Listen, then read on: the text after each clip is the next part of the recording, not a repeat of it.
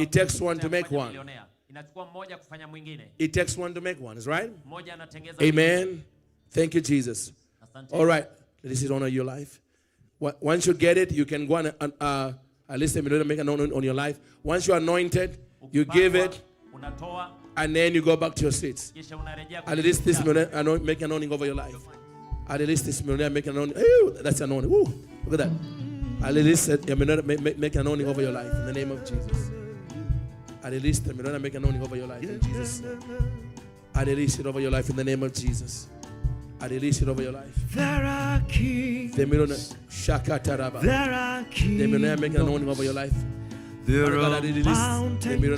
There are thrones. At least make an anointing over your life. Only Yeshua will reign forever. I release over your life in the name of Jesus. To his kingdom there is no end. There are kings. There are kings. There are kingdoms. There are mountains and there are thrones. Only Yeshua will reign forever. To his kingdom Let me know there making an anointing, Lord. Let me know there making an anointing. There are kings. Let me know making an anointing over your life. There are kings. Let me know there making an anointing. There are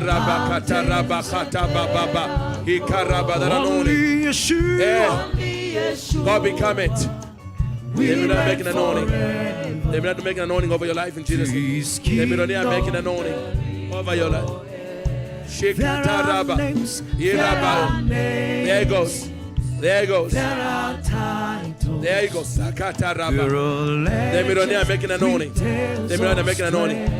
Let me know making an anointing. There it goes. Only There it goes. There it goes. will reign forever. Let me know making an anointing over your life. To his kingdom. Let me know there making an anointing over your life. Rakata kakakara. Let me know making an anointing over your life. Shakataraba. That's it. It's heavy. It's heavy. It's heavy anointing. Thank you. God become that millionaire. God become it. God become it. God become it. God become it. There it is.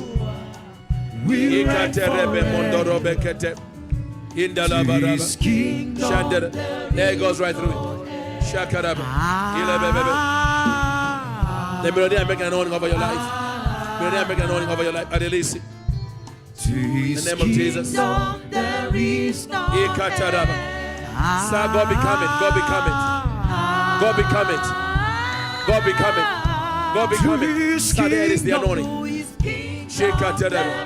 The millionaire making an anointing. There it comes. There it comes. The millionaire making an anointing over your life. The millionaire making an anointing over your life. The millionaire making an anointing over your life. The millionaire making an anointing over your life. That hits you heavy. It hits you. There are mountains. It hits you. Shakatara baba baba. Only Yeshua That hits you. will reign forever. Make an anointing over your life. To Make an his anointing over your life. kingdom. Make an anointing over your life. There are kings. There are kings. There are kings. There are mountains and Let me know I'm making an anointing over your life. only It's Yeshua. Only Yeshua It's released. will God reign prosper. It's released. forever. God become that To millionaire. his kingdom. God become that there is millionaire no woman. Come on, there There goes. are names. That There millionaire. are Shakara. names. There Ireberia. are Itarababa. Indereboyaka. Irabariandara. tales of strength. Only Sharababa. Yeshua. Only Yeshua will reign forever. Receive To it. his kingdom. The millionaire anointing. The millionaire anointing. The millionaire anointing. To The millionaire his anointing. kingdom. The millionaire anointing. The millionaire anointing. Sharaba. Go make it, sister. Go make it. Millionaire anointing. Millionaire To anointing. his kingdom. Millionaire anointing. Shataraba millionaire anointing. Rikataraba baba. Millionaire anointing. Irababariande. That hits you right there. To That hits his you. kingdom. The millionaire anointing. The millionaire anointing. The millionaire anointing. The millionaire anointing. The millionaire anointing. The millionaire anointing. The millionaire anointing. Shaka, there it hits you. The millionaire anointing. The millionaire anointing. There it hits you. There it hits you. There it hits you. There it hits you. The millionaire making an anointing. There it hits you. There it hits you. There it hits you. All the abundance. There it hits you. New doors There it hits you. have been opened. The land, it is green. New grace has been released. There's an outpouring. There's an outpouring. All the abundance. New doors. It is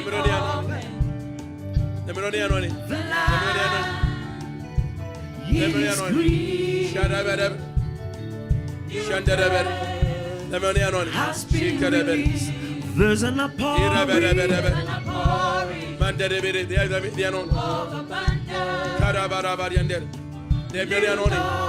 The anointing, it hits you. Go make it. Go make it. Go. Shake it up.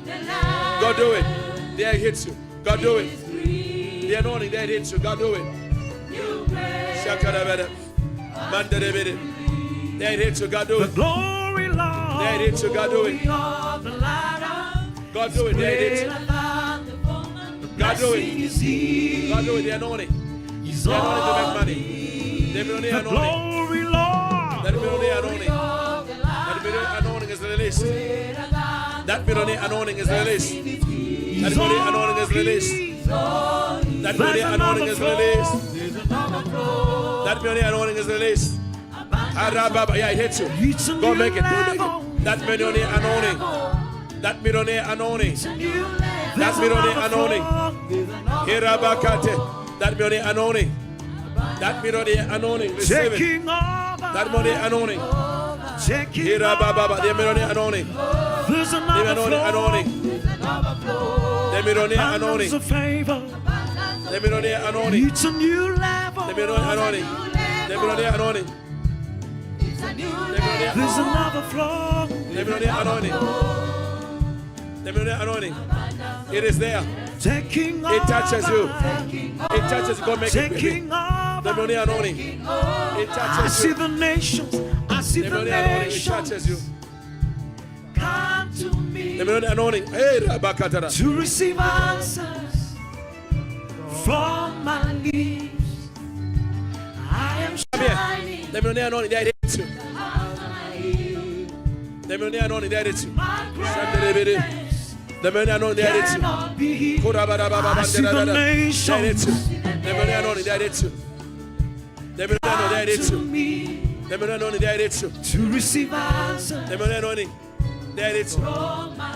I The am shining. The millionaire anointing. There it hits you. The millionaire anointing. My The millionaire greatness. anointing. There it hits you. The millionaire anointing. Yes, sir. That millionaire anointing. There it hits you. The millionaire anointing.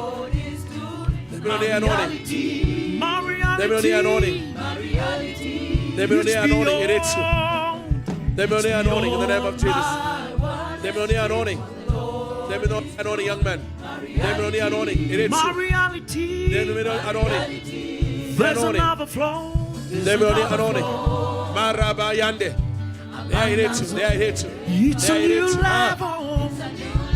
Come on, It's a girl, go new make it. level. Go do it. There's another flow. Young man, go do it. The anointing. The millionaire anointing. Abundance of Come on, the millionaire anointing. Go do it. Go do it. The millionaire anointing. taking The over. millionaire anointing. We're walking, The millionaire anointing. walking in abundance. The millionaire anointing. The millionaire anointing. The millionaire anointing. The millionaire anointing. The millionaire anointing. We're walking, Walking in abundance, moving with the speed of the Holy Ghost. I am favored. I'm told there are people that want to give their offering, but they want to swipe. So you can come next to me Well, as soon as they swipe, I lay hands on them. The swiper is next to me, okay? So you can come, doesn't need to use the swiper. All right. Kuna watu wanataka kutoa lakini wanataka kutoa kwa kadi, mashine ya kutolea kwa kadi iko hapa karibu nami, karibu. The millionaire anointing, there it goes. There it goes. Shakatar up. You can sing now. Shikerebed, shikerebedianda, labakata laba. Receive the anointing. It hits you. Oh God, there's an anointing to prosper, my brother. I know it.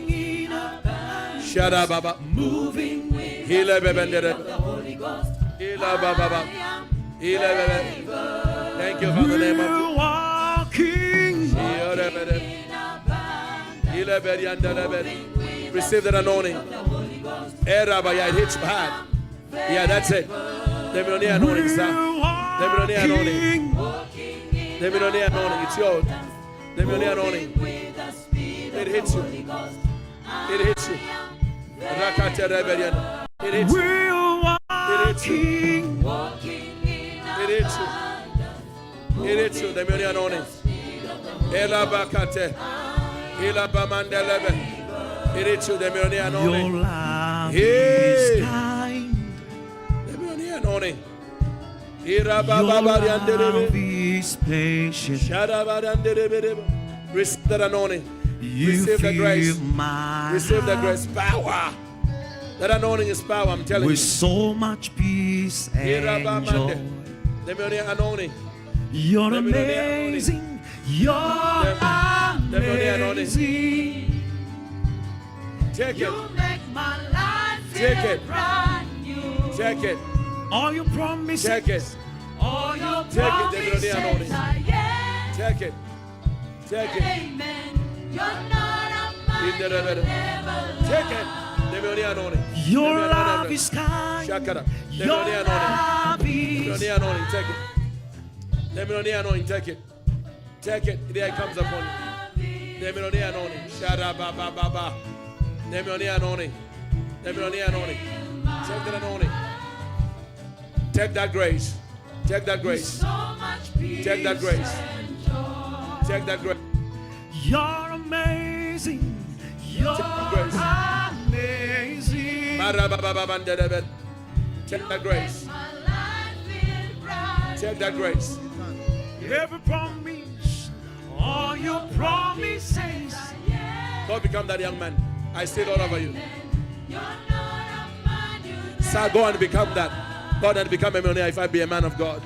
Jesus, become it, young man. you love me If I'm a man of God, come here. here. Go become it. Go become it. Sir, go become it. Go become it. Receive this grace. Jesus, Rakarab. you love Receive me this too grace. much. Oh. Receive this grace. Receive this grace. Receive this grace. Receive the grace. Yeah. Receive the grace. Ilabama, receive the Jesus, grace. you love me Receive the too grace. much. Oh. Receive the grace. Receive the grace. Ela bakata bakata. Ilabamandiak. Receive this grace. Jesus, you love me too Receive this much. grace. Oh. Receive this grace. Ekaraba. Receive this grace. Receive this grace. Your love is kind. Receive this Your grace. love is. Receive this grace. Receive this grace. Receive this grace. Receive this grace. Ila bakata. Shila bemandere. Receive this grace. Receive this grace. With so much peace. Receive this and grace. joy. Become it. You're The millionaire anointing. amazing. The millionaire You're anointing. The millionaire anointing. amazing. The millionaire anointing. There it goes. You make my life The millionaire anointing. feel brand new. Later hand down. You're Touch. amazing. Receive this grace. You're amazing. Go make that money, sister. Rikarababa. Hey, Rabba. The millionaire anointing. The millionaire anointing. The millionaire anointing. Shikadebe. All your promises. Father, I thank you. Rakarababa. Ah.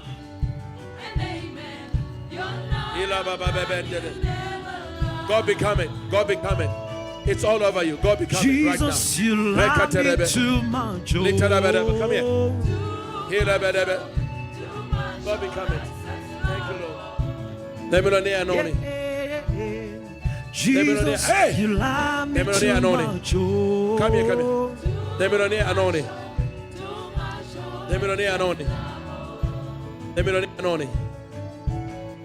Jesus, you love me too much.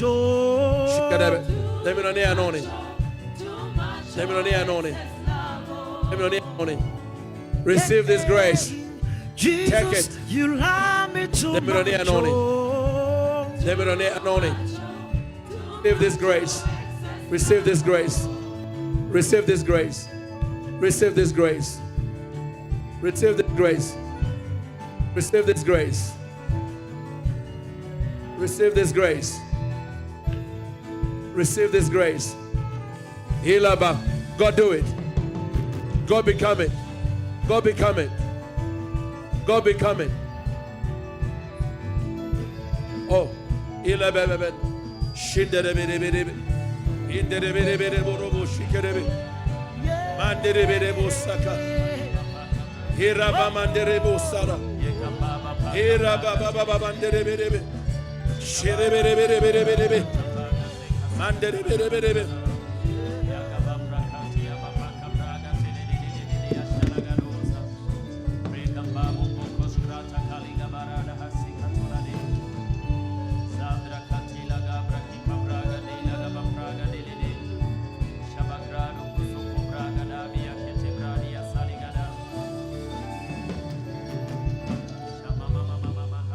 Let everybody stand up for the reading of God's word.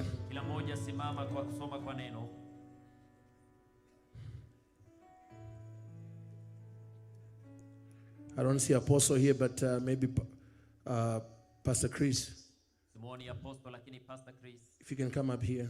I know you had a testimony, and at the same time I want to make sure that we have got buckets of soil today.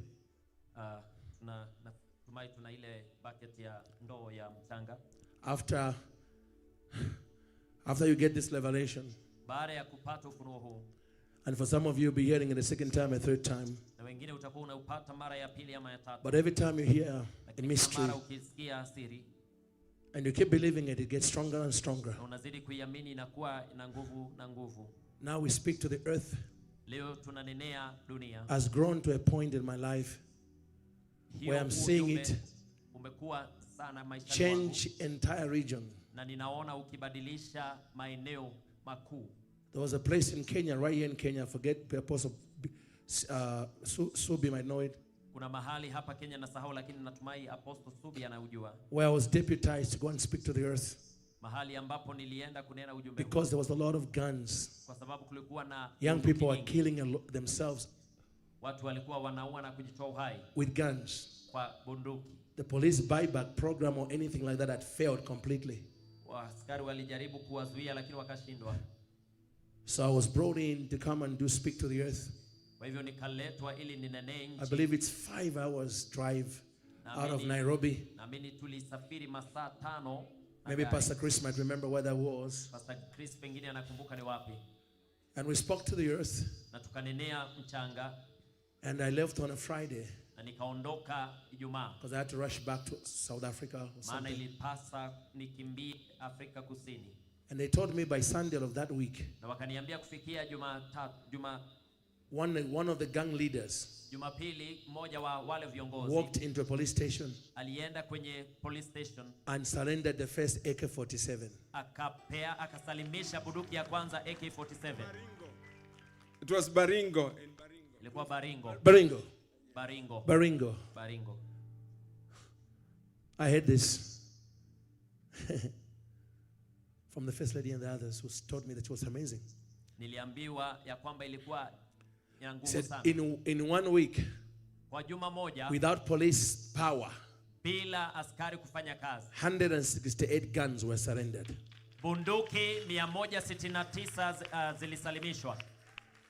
And when I came to Kenya, at least when I came for the Rodney Howard Brown meetings, they had told me in Baringo there had not been a gang death from the gang violence since that time.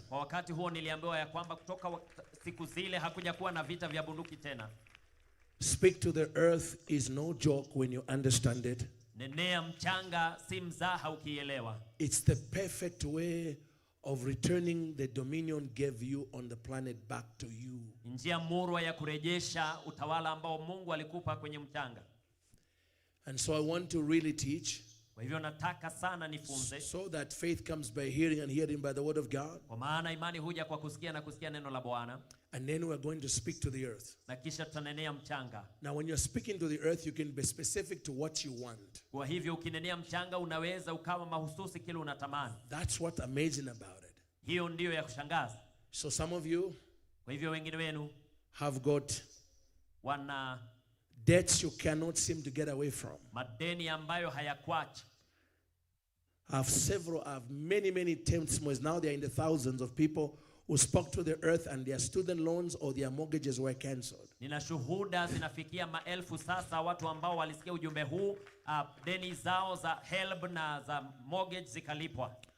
People who couldn't buy houses in America and around the world. Don't just in America couldn't buy houses, and after speaking to the earth they were able to buy houses. Watu ambao hawangeweza kununua manyumba lakini baada ya ujumbe huu wakaweza kununua. So today we gonna speak to the earth. Kwa hivyo leo tunanenea mchanga. And the Lord is going to give you the ability na Mungu atakupa uweza to speak forth what you want. Kunena kile unatamani. And watch God move in your life. Na uone Mungu akitembea kwa ajili yako maishani. This is one weapon. Hii ni silaha moja. Speak to the earth. Nenea mchanga. Is one weapon. Ni silaha moja. That the devil and witches wished you never knew. Ambayo shetani na wachawi wanatamani usijue. Because speaking to the earth, kwa sababu kunenea mchanga, is the quickest way. Ndio njia ya haraka sana. To shut down any warfare with witchcraft you are having right now. Kuzima vita vya kiuchawi ambavyo unapigana sasa. And I'll explain why in the teaching. Na nitakwambia zaidi katika mafunzo. But Pastor Chris has a testimony. I want to start with a testimony from somebody who has experienced the power of this technology. Lakini Pastor Chris ana ushuhuda kwa mtu ambaye amepitia haya. And then I'm going to teach you kisha nitakufunza from the word of God. Kutoka kwa neno la Mungu. In the meantime, while the man of God is giving a testimony, lakini kabla hatujaandaliwa ushuhuda huo, I want you to turn to Jeremiah. Simameni tusome Jeremiah 22 verse 29 to 30. Jeremia 22 mstari wa 29. And today every scripture must come from the King James version. Na leo lazima kila somo litoke kwenye King James version. So just put it on the board so that when we are ready to read it, it will be there for us. Kwa hivyo iweke ili tukiwa tayari kusoma itakuwepo. Man of God, your testimony and then I'm going to teach. Praise the Lord. Bwana sifiwe. Hallelujah. Hallelujah. Yeah, my name is Reverend Chris. Naitwa Kasisi Chris Chiundu.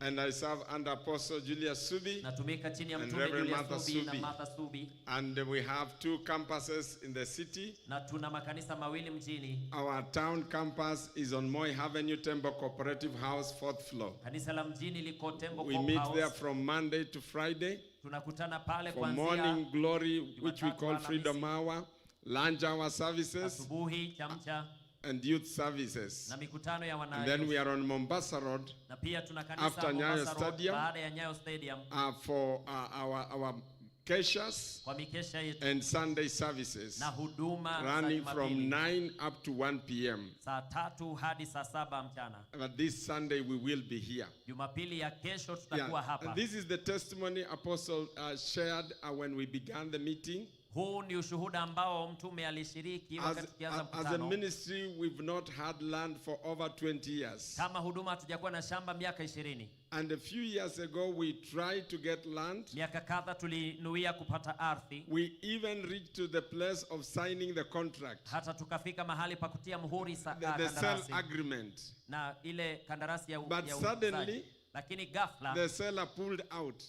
Yule muuzaji akajiondoa. After we had agreed the financing and the price. Baada ya kwamba tumekubaliana bei na vile ununuzi utafanyika. Then as Papa said, we got again another piece of land. Na kama vile Papa alisema tukapata sehemu nyingine. Next to the one we lost. Kando ya ile ambayo ilituacha. But again there was struggle, things were moving very slowly. Mambo yakaanza kufanya kazi pole sana. And very, very slowly. Kwa mwendo wa konokono. And no finances at the same time. Na hakuna pesa. But then when Dr. Miles came, Lakini wakati Dr. Miles alikuja, Apostle asked him that he goes and prays for that land. Apostle Subi akamuomba aende akaombe kwenye lile shamba. Because God had shown Apostle Subi Kwa sababu Mungu alikuwa amemuonesha Apostle Subi that there is a serpent kwamba kuna joka that is holding that land. linazuia shamba lile. And so Apostle Dr. Miles and myself, I was there as a witness. Kwa hivyo mtume Dr. Miles nami kama shahidi We went there. tukaenda pale. And Dr. Miles spoke to that land Dr. Miles akanenea shamba ile in broad daylight kwa mchana for over 40 minutes. dakika karibu 40 And we said amen. na tukasema amina. And when we were leaving, Tukiondoka, the security guard yule mlinzi told us that just before we arrived, akatuambia punde they kabla had hatujawasili arrested a python. They'd caught a python walikuwa wamepata joka kubwa from that python land. kwenye lile And so shamba, the python was now captive. na lile joka lilikuwa And limetekwa. from that day, Na kutoka siku the ile land process began to move at a supersonic speed. ile biashara ikaanza kufanyika kwa God worked kasi. very fast Mungu akafanya kazi and very kasi fast. kasi sana. But one unique thing Lakini jambo la is kushangaza, that when we were looking for the beacons, tukitafuta mahali there beacons is one zilikuwa, beacon alama that moja ya was so shamba difficult to find. ilikuwa gumu sana kupata, So difficult. gumu sana. Then later on, Baadaye we were told tukaambiwa that serpent yule chatu used to live at that place where the beacon that we could not find was. alikuwa analalia ile alama. So the surveyor had tried with all his machines Savea alikuwa amejaribu kwa mashine and could zake not find that beacon. na hangepata ile alama ya But when shamba. the servant of God came and prayed, Lakini mtumishi wa Mungu and alipokuja na kuomba and the serpent died, na chatu akafa, we found the beacon. tukapata ile alama. And God provided miraculously. Mungu akatwaa pesa kwa miujiza. Dr. Miles, we got the land without a Kenyan bank loan. Daktari Miles tulipata A bila land worth mkopo. more than 200 million. Zaidi ya milioni 200. Not Uganda shillings, Kenya shillings. Sio za Uganda wala Zimbabwe.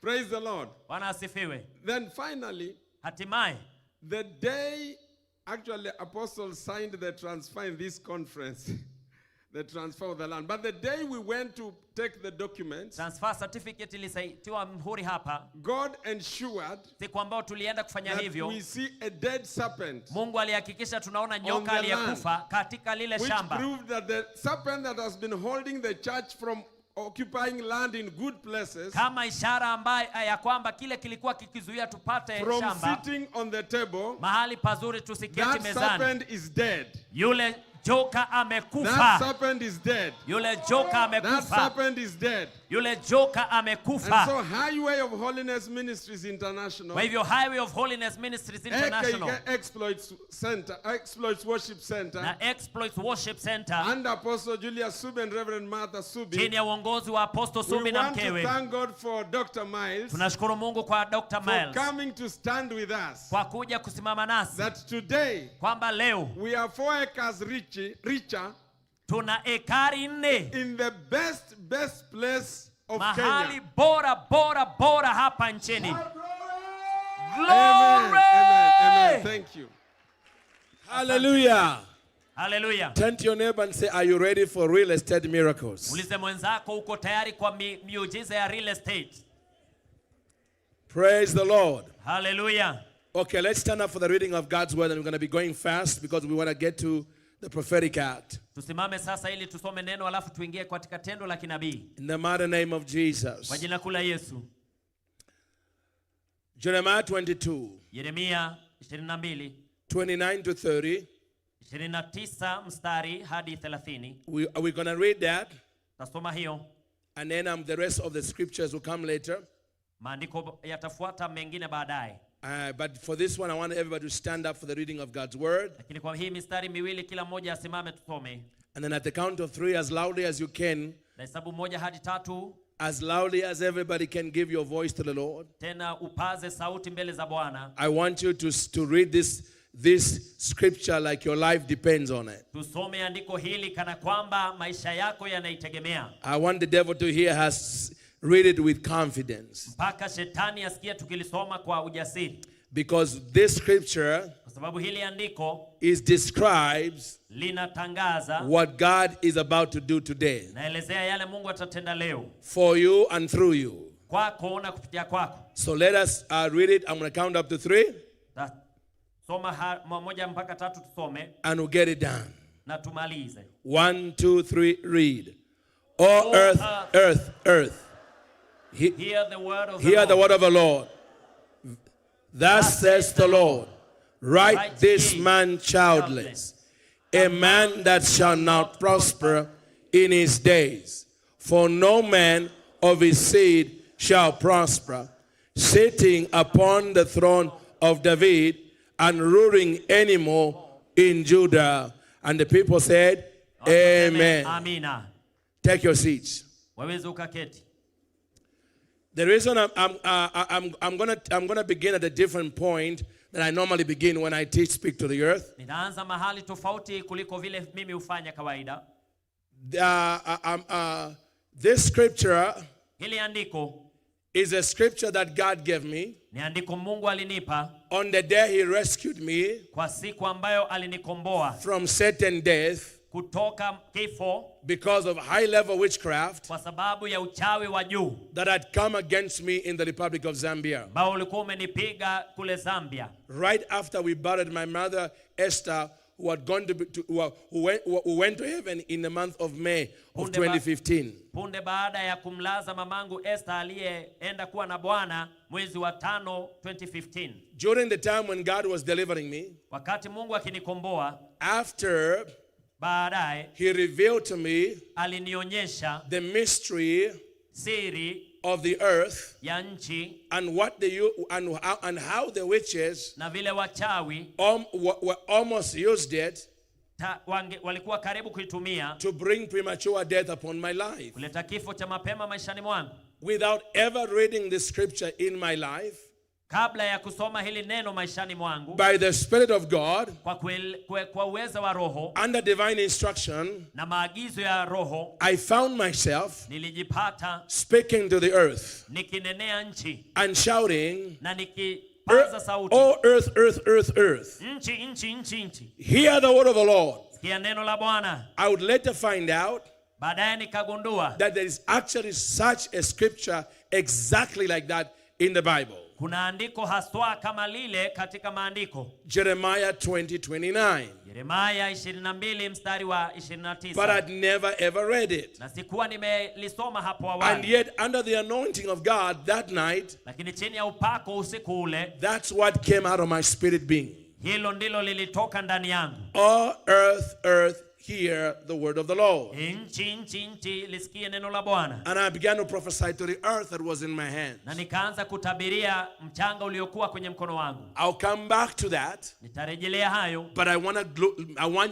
want you just to see lakini nitaka tu niseme what the earth can do, vile nchi inaweza ikafanya, and then I'll tell you my story. kisha nitakupa hadithi yangu. So I'm kind of going from the end to the beginning and to the middle, but that's how I'm doing it today. Kwa hivyo ni kama ninaanza tamati narudi mwanzo tena kati, lakini hivyo nitafanya leo. But trust me, everything will connect. Lakini yote yataingiana. I now believe it's a responsibility of every apostolic leader Sasa ninaamini kwamba ni jukumu la kila kiongozi wa kimitume to teach your church, kufunza kanisa lako speak to the earth. kunenea nchi. Because if you love your people, you're going to teach them speak to the earth. Kwa sababu kama unawapenda utawafunza. Because much of the battles or things you're trying to pastor in their life Maana vita vingi ambavyo unajaribu kuviondoa kwa mafundisho ndani ya maisha yao would be handled by themselves if they understood speak to the earth. wangeyashughulikia wenyewe kama wangeelewa haya. And that's what happened in America. Na hayo ndiyo yanafanyika Marekani. Most of my followers are demonstrating and crazy miracles Wafuasi wangu wengi wana ishara za miujiza mingi in their own life, maishani mwao, the life of their family members, katika maisha ya jamii zao, because of speak to the earth. kwa sababu ya huu ujumbe nenea nchi. And the only time I get to find out about it Na kila wakati nikisikia zile shuhuda, is because they email me with a testimony. wananiandikia email. And I'm like, whoa, Na ninasema this is what happened? Yalifanyika hayo. Said, yeah, that's what happened when I speak to the earth. This happened for them. Wanasema wakati niliponena haya na haya na yale yalifanyika. So let's look at Jeremiah 22. Kwa hivyo tuangalie Yeremia 22. 29 to 30. 29:30. So God hivyo Mungu comes to the prophet Jeremiah. Anakuja kwa nabii Yeremia. Because if you read the context of the chapter, kwa maana ukisoma lile andiko lote, God is actually angry with one of the descendants of King David. Mungu amemkasirikia mmoja wa mzawa wa ukoo wa Daudi. I think it's a man by the name of Shemaiah. Naamini jina lake Shemaiah. So Jeremiah 22 is a rebuke of this particular king and dynasty. Kwa hivyo Yeremia 22 ni kumkaripia ukoo huu. Apparently he was so rotten, so wicked. Alikuwa mwovu na uozo mwingi. He was actually a prince, not even yet a king. Alikuwa ni kibwana hata sio mfalme. He was the one next in line for kingship. Alikuwa mtarajiwa mfalme. But whatever he did, lakini kile alifanya, he angered the Lord so much. Alimghadhabisha Mungu sana. That God wanted to make sure Mungu akanuia kuhakikisha that this Shemaiah, kwamba huyu Shemaiah and his descendants, na uzawa wake, his bloodline, na damu yake, will never rule on the throne of David. Hawatatawala kwenye kiti cha Daudi. So how does God make sure? Kwa hivyo Mungu anahakikishaje That no matter how long it takes, kwamba hata ifike lini, the bloodline of Shemaiah, uzawa wa Shemaiah, would never rule from the throne of David. Hautatawala kwenye enzi ya Daudi. God, Mungu, mobilizes anainua one of the sacred weapons of the kingdom of God, silaha moja ya siri ya ufalme wa Mungu, which is the earth. Ambayo ni nchi. But God cannot speak to the earth. Lakini Mungu hanenei nchi. Because God lost the ability to speak to the earth. Kwa sababu Mungu alikoma kunenea nchi. In Genesis 1:26. Genesis 1:26. And you know what happened in Genesis 1:26? Wajua kulifanyika nini Mwanzo 1:26? God, Mungu, surrendered the tools of power, aliachia mambo yote ya utawala ya ulimwengu, over the earth, kwa ulimwengu, to the new administration,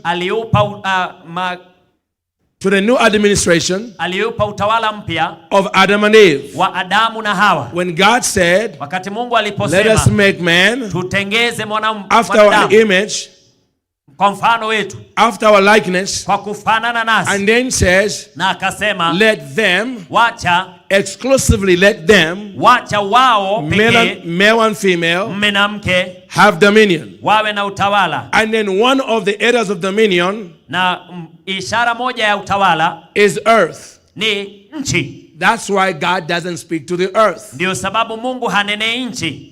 But God knew, lakini Mungu alijua, if there was a living creature, kama kuna kiumbe kiishicho, if there was an instrument, kama kuna kifaa God created, ambacho Mungu aliumba, that was powerful enough, kilicho na uweza, to locate, wa kutafuta Shemaiah and all his descendants, na uzawa wake wote, and track them, na wafuatize, and make sure, na hakikishe, that none of them, kwamba hakuna yeyote, will ever rule from the throne of David, atakalia kiti enzi ya Daudi. It was the earth. Ilikuwa ni nchi.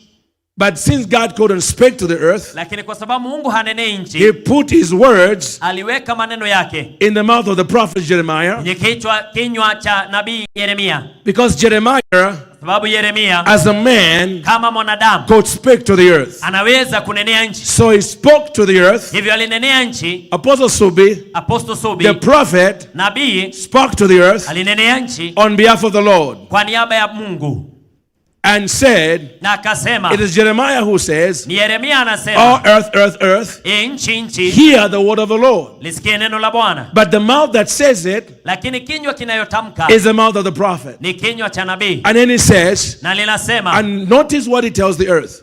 Tazama anapo make this man childless. Mfanye huyu mwanadamu asiwe na watoto. What has the earth got to do with children? Ina nini kuhusu watoto? Because the womb is made of dirt. Kwa sababu tumbo la uzazi limeumbwa kutoka kwa nchi. Did you catch that? Unaelewa? The womb of the woman is made out of dirt. Tumbo la uzazi liliumbwa kutoka kwa mchanga. So God is saying, hivyo Mungu anasema, earth, I don't even want you to allow them to access the womb. Wewe nchi usiwaruhusu hata Make him kupokea childless. kwa tumbo. Wafanye wasiwe na watoto. Make sure he will never rule from the throne of David. Wasiketie kiti enzi ya Daudi. Now, immediately I saw two things in that passage. Niliyaona mambo mawili hapo. Number one, I saw what witches do. Kwanza niliona kile wachawi hufanya. This is exactly what witches do to Christians. Hivi ndivyo wachawi wanaofanyia Wakristo. You love the Lord, but you don't know why you struggle all the time. Unapenda Mungu lakini hujui kwa nini mambo yanafanyika vile. Because somebody took the dirt. Kwa sababu mtu alichukua And mchanga. and mostly for witches, you know what they like to do? Na unajua wachawi wanapenda kufanya nini? They like to pick the dirt Wanapenda kuchukua nchi after you've stepped on it. mchanga ulio ukanyaga. They pick the dirt Wanachukua ule mchanga and they speak to it. wanaunenea. And I'm telling you, Na nakwambia you'll be fighting battles utapigana vita you don't even understand. ambavyo hata huelewi. Some of the battles Vita vingine many people have been fighting, wengi wamepigana. I realized I connected to this. Nilijua ya kwamba yanaunganika na haya. How do I know? Because the moment they begin to speak to the earth, breakthrough comes. Nilijua kwa sababu wakianza kunenea mchanga, njia mapito yanapatikana. So that's what I want to give you. Na hayo ndio nataka nikupe. So here's my story. Hadithi yangu hii. My story happens in 2015. Hadithi yangu inafanyika 2015. I flew from America by myself. Nilitoka Marekani kwa ndege peke yangu. Normally, my wife and I, we travel together 90% of the times. Mara nyingi 90% mimi husafiri na mke wangu. This was one time I came alone. Hii ilikuwa mara moja nilikuja peke yangu. My mother just passed away. Mamangu alikuwa tu ameaga. And I flew Nikakuja kwa to make ndege sure that the homegoing was fully funded. kuhakikisha kwamba safari yake ya mbinguni imegharamikiwa. And I was there. Na nilikuwepo. So the homegoing went very well. Hiyo safari ikawa njema sana. We buried my mother on a Thursday. Tulimlaza mamangu Alhamisi. On the way coming back from the graveyard, Wakati tukitoka mahali pa malazi ya mwisho, I got a phone call from Pastor Tom Dushel from Zimbabwe, nikapata simu kutoka kwa Pastor Tom Dushel kutoka Zimbabwe. who is a friend who pastors a big church in Zimbabwe Rafiki yangu ana kanisa kubwa Zimbabwe called Celebration Church. naitwa Celebration Church. He called me and said to wish me his condolences. Akanipa rambirambi zake. When we finished with the condolences, Baada ya rambirambi, he said to me, man of God, if you are still up to it, akaniambia mtumishi wa Mungu, kama unaweza emotionally speaking, kwa kihisia, can you be one of our keynote speaker unaweza ukatunenea kama mnenaji mkuu next week on your way to America? Juma lijalo katika kabla ya safari yako Marekani. We have 5,000 delegates coming together for the Action Conference. Tuna watu 5,000 wanakuja katika kongamano letu. I said, okay, I'll do it. Nikasema sawa. So I booked a ticket. Nikakata tiketi to fly out of Zambia that Monday, kuondoka Marekani Jumatatu iliyofuata, to Zimbabwe, then to the US. Niende Zimbabwe kisha niende Marekani. Monday came. Jumatatu hii, and I called one of an apostle friend of mine, nikapigia rafiki mchungaji wangu who I had not seen for quite some time, ambaye sikuwa nimemuona muda mrefu. And I said, why don't you come and pick me so we can hang out? Nikamwambia sioje unichukue tusemezane. So he came and picked me. Akaja akanichukua. When he picked me, baada ya kunichukua, we started driving to the airport, tukaanza kuendesha safari ya kwenda kwenye uwanja wa ndege, which is only 40 minutes from where we were, dakika 40 tu kutoka mahali tulipokuwa, to get to the airport. Kufika uwanjani. Within 10 minutes of the drive, dakika 10 baada ya kuanza safari, I knew I was in trouble. Nikajua niko mashakani. I realized something was happening that was very strange. Nikajua kuna kitu kinafanyika sio kawaida. As he's driving and we're talking, wakati akiendesha, you know how you know the sensation you would feel, unajua kuna hisia ambayo unapata if somebody takes a big shovel, kama mtu akichukua kijiko kikubwa and begins to dig dirt, na aanze kuchimba, and then they throw it on your feet. Na wanaanza kuzika miguu. You know the way dirt feels around your feet. Unajua mchanga unavyohisi katika miguu yako. That's a feeling. Hiyo ndivyo nilihisi. That started. Ambayo ilianza. I felt dirt. Nikahisi kama hitting my knee, hitting my feet. unazika miguu yangu. And I'm like, what is this? Nikajiuliza So while he's driving under it, I'm doing this. Wakati anaendesha gari mimi nafanya hivi. You know, and praying under my breath, like, the devil is alive. What is this? Na nikiongea bila kupaza sauti nini? As he drove, Wakati akiendesha gari, more dirt mchanga zaidi and more dirt na mchanga zaidi was poured ukamwagwa, until, man of God, I could feel the dirt holding both my feet up to the knees. hata nikaanza kuhisi mtumishi wa Mungu mchanga umefunika hata magoti. I said, no, I need to tell my friend. Nikasema wacha nimwambie. I said, Apostle, kamwambia mtume, what I'm going to tell you is going to sound very weird. Kile ambacho nitakwambia kitakukoroga. But I need you to pray with me because something very strange is happening to me. Lakini nataka tuombe kwa sababu kuna kitu ya kutatanisha kinafanyika. I said, I feel like nikamwambia nahisi somebody is burying my body in dirt. Kama mtu ananizika na mchanga. I can feel the earth all the way up to my knees. Ninahisi mchanga juu hadi magotini. Man of God, we need to pray. Whatever this, we need to pray against this. Mtumishi wa Mungu tuanze kuomba. So we began to pray. Wewe tukaanza kuomba. The whole time to the airport became a spiritual warfare conference. Muda wote tukawa tunaomba. But our praying in tongues lakini tukiomba kwa lugha did not help us. Hatukusaidika. It got worse. Kawa we prayed. Baya zaidi. Now I felt it like up to here. Nikahisi sasa inapanda zaidi. By the time we get to the airport, kabla ya kufika kwenye uwanja God is my witness. Mungu shahidi yangu. The sensation that I'm being buried in dirt. Hisia ya kwamba ninazikwa. Prophet Manton had reached up to my loins. Prophet Manton ilikuwa imefika. It was so real. Ilikuwa halisi. And the higher the soil went, na kadri mchanga ulivyopanda, the weaker and weaker my body became. Mwili wangu ukawa dhaifu na dhaifu. My breathing became labored. Nikawa ninapumua kwa kazi ngumu. My friends, if you don't believe that life is spiritual, you die like a chicken. Kama huamini ya kwamba maisha ni ya kirohoni, wewe utakufa kama kuku. This life of ours we live in is very spiritual. Maisha yetu ni ya rohoni.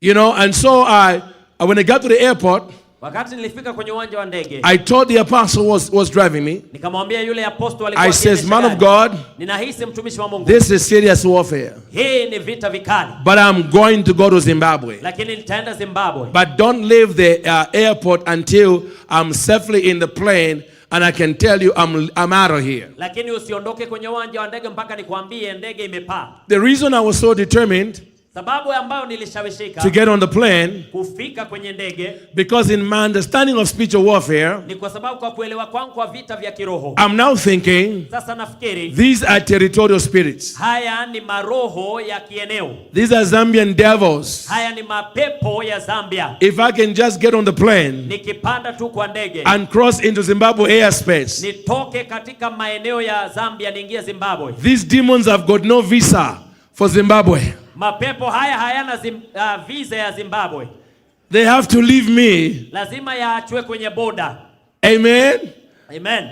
That's what was my thinking. Nilikuwa nawaza vile.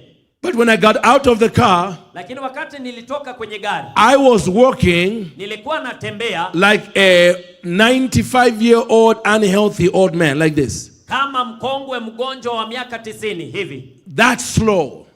Pole pole sana. I was holding a briefcase. Nilikuwa nimebeba mkoba that normally would be very light. Ambao kawaida si mzito. But now the briefcase felt like a log. Lakini mkoba ukahisi ni kama nabeba gogo. It was Kenyan Airways I had booked my flight on. Ilikuwa ndege ya Kenya Airways. Ile ndege ya Kenya Airways. The Kenyan Airways. Kenya Airways was waiting for me. Ilikuwa inanisubiri. Everybody had got on. Kila mmoja alikuwa amepanda. And then because I was walking so slow, na kwa sababu nilikuwa natembea pole the airport sent a security man to walk me to the plane. Ili aniongoze. So as he's walking with me, wakati tukitembea, he starts to talk to me. Na aninenea. Because he says, sir, anasema bwana, I know this may not be my business. Najua hayanihusu. But when I look at you, lakini kikuangalia, I don't see a man who's healthy to travel. Sioni kama una afya ya kusafiri. What is so special in Zimbabwe, sir? Ni nini hiyo ya dharura Zimbabwe? You don't look like a man who should be near a plane. hufai kuwa karibu na ndege ukionekana. I said, no, young. And I said, no, I need to be on that plane. Nikamwambia, wewe huelewi, nafaa niwe kwenye hiyo ndege. So finally, hatimaye we got out of there where you can see the Kenyan Airways plane on where the planes wait before they go on the runway. Tukafika mahali ambapo unaweza ukaona ndege kabla haijafika kwenye runway. There was a Kenyan woman, air hostess. She was saying to me, please come. We need to close the gate. We need to close the door. Kulikuwa na binti mmoja wa Kenya Airways ananiambia, njoo, tunafaa kuondoka, tufunge. As soon as she spoke to me, wakati alininenea, and I began to move towards the plane, na nikaanza kutembea kuelekea ndege. This would be the first time ilikuwa ni mara ya kwanza sasa in the entire ordeal katika shughuli hizi zote that the Holy Spirit would speak to me. Ambapo Roho angeninenea. Would begin to speak to me. Angeanza kuninenea. Out of the blue. Kutoka out of nowhere. Toka kusikojulikana. The Holy Spirit says, Roho akasema, I hear the voice of the Holy Ghost. Nikasikia sauti ya Roho. Francis, if you get on the plane, you die. Ukiingia kwa hiyo ndege unakufa. I mean, it was certain. Ilikuwa hakika. The voice was authoritative. Ilikuwa sauti yenye utawala, mamlaka. And immediately I had a vision of myself dead in my seat. Nikapatwa na maono nikiwa nimeketi kwa kiti cha ndege mfu. I stopped. Nikasimama. Then I told the security man. Nikamwambia yule mlinda lango. I said, please tell them to get my luggage off the plane. Waambie washushe mizigo yangu. And please call for an ambulance. Na uende ambulensi. Because now when I accepted I was not going, kwa sababu nilipokubali ya kwamba siendi, all the little energy I was forcing myself, ile nguvu ambayo nilikuwa najisukuma nayo, collapsed into my reality. Ikaanguka, ikaporomoka. And I felt like I was going to faint right there. Na nikahisi kama nitaanguka. The security man called for the ambulance. Huyo mtu akaita ambulensi. The ambulance came, ambulensi ikaja, and right on the runway, near the runway, na pale karibu they na runway, soaked me into the ambulance. Wakaniweka kwenye ambulensi. And they went to the clinic at the airport. Tukaenda kwenye kliniki ya airport. While they are taking me to the clinic in the airport, wakati wakanipeleka huko, I managed to call my friend who was waiting for me on the other side. Nikaweza kumpigia rafiki yangu aliyekuwa akinisubiri upande mwingine. I said, man of God, I'm in trouble. Nikamwambia mtumishi wa Mungu, niko I'm going into the clinic. Ninaingia kwenye clinic. I feel like I'm going to pass out. Nahisi kana kwamba please come. Njoo. I need a prayer warrior around me if I pass out. Ninahitaji mtu wa kuniombea kama That's how bad things were. Mambo yalikuwa maovu. I get into the clinic. Nikaingia kwenye kliniki. There was a female nurse on duty. Kulikuwa na nurse mwanamke. As soon as she tested my vitals, baada tu ya kuniangalia vitals, her eyes bulged. Macho yakawa mapana. I could say in her eyes, nikaona ndani ya macho yake, pure fear. Woga. And the reason later what she told me why she was so afraid, sababu alioniambia baadaye, was based upon the readings. Ilikuwa ni kwa sababu ya kipimo. I should have been already in a coma. Kulingana na kipimo tayari nilifaa niwe katika koma. Because my blood pressure was past 200 at the top and almost at 200 at the bottom. Kwa sababu BP yangu ilikuwa 200 na zaidi ya 100 ile ya chini. She said, this is comatose. This man is in a coma. You are in a comatose realm and yet you are talking. Akaniambia nilikuwa katika hali ya koma lakini bado nanena. So she began to inject me with different things. Akaanza kunitia mashindano ya mambo mengi. To try to reverse my vitals. Kuanza kurekebisha ile hali. While she's doing that, wakati akifanya hivyo, my prayer warrior friend arrived and began to pray. Rafiki yangu muombezi akafika akaanza kuomba. And the Holy Spirit spoke a second time. Na Roho akanena mara ya pili. Francis, an evil power nguvu ya kiovu has touched your body. Imegusa mwili wako. And it must be broken in Zambia. Na lazima ivunjikie Zambia. Let the woman do what she's doing. Mwache afanye kazi yake. Naturally for your body. Naturally for your body. Kwa kawaida kwa mwili wako. Naturally for your body. Naturally. Kwa kawaida kwa mwili wako. For your body. Kwa mwili wako. He says, but lakini you keep praying. Wewe zidi kuomba. And then he tells me, na kisha ananiambia, by this time tomorrow, kwa wakati kama huu kesho, I would have already delivered you. Nitakuwa tayari nimekukomboa. So, come on somebody. Thank God for the Holy Ghost. Shukuru Mungu kwa Roho Mtakatifu. As a matter of fact, let me tell you something I learned about the Holy Spirit that day. Nikwambia kitu nijifunza kuhusu Roho siku ile. That don't waste your time with the Holy Spirit Usipoteze muda wako na Roho in moments of peace. kwa wakati wa amani. Moments of peace Wakati wa amani is God's way.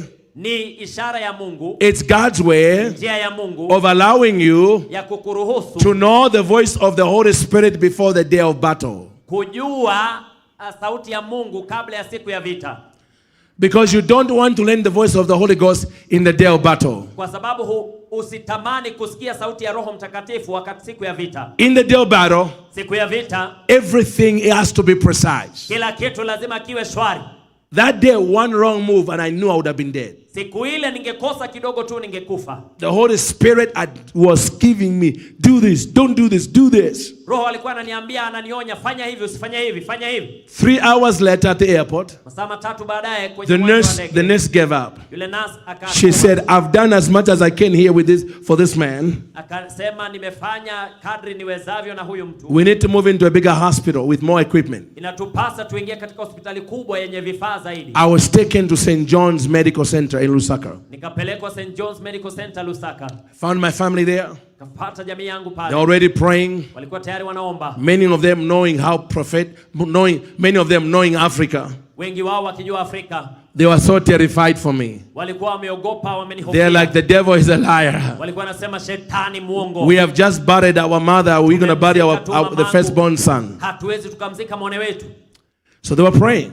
Walikuwa naomba. There was a female doctor on duty. Kulikuwa na daktari mwanamke. She checked me. Akaniangalia. Her two eyes went big. Naye pia akakondoa macho. Because my vitals were still not good. Kwa sababu ilikuwa bado si sawa. And she admitted me on the spot.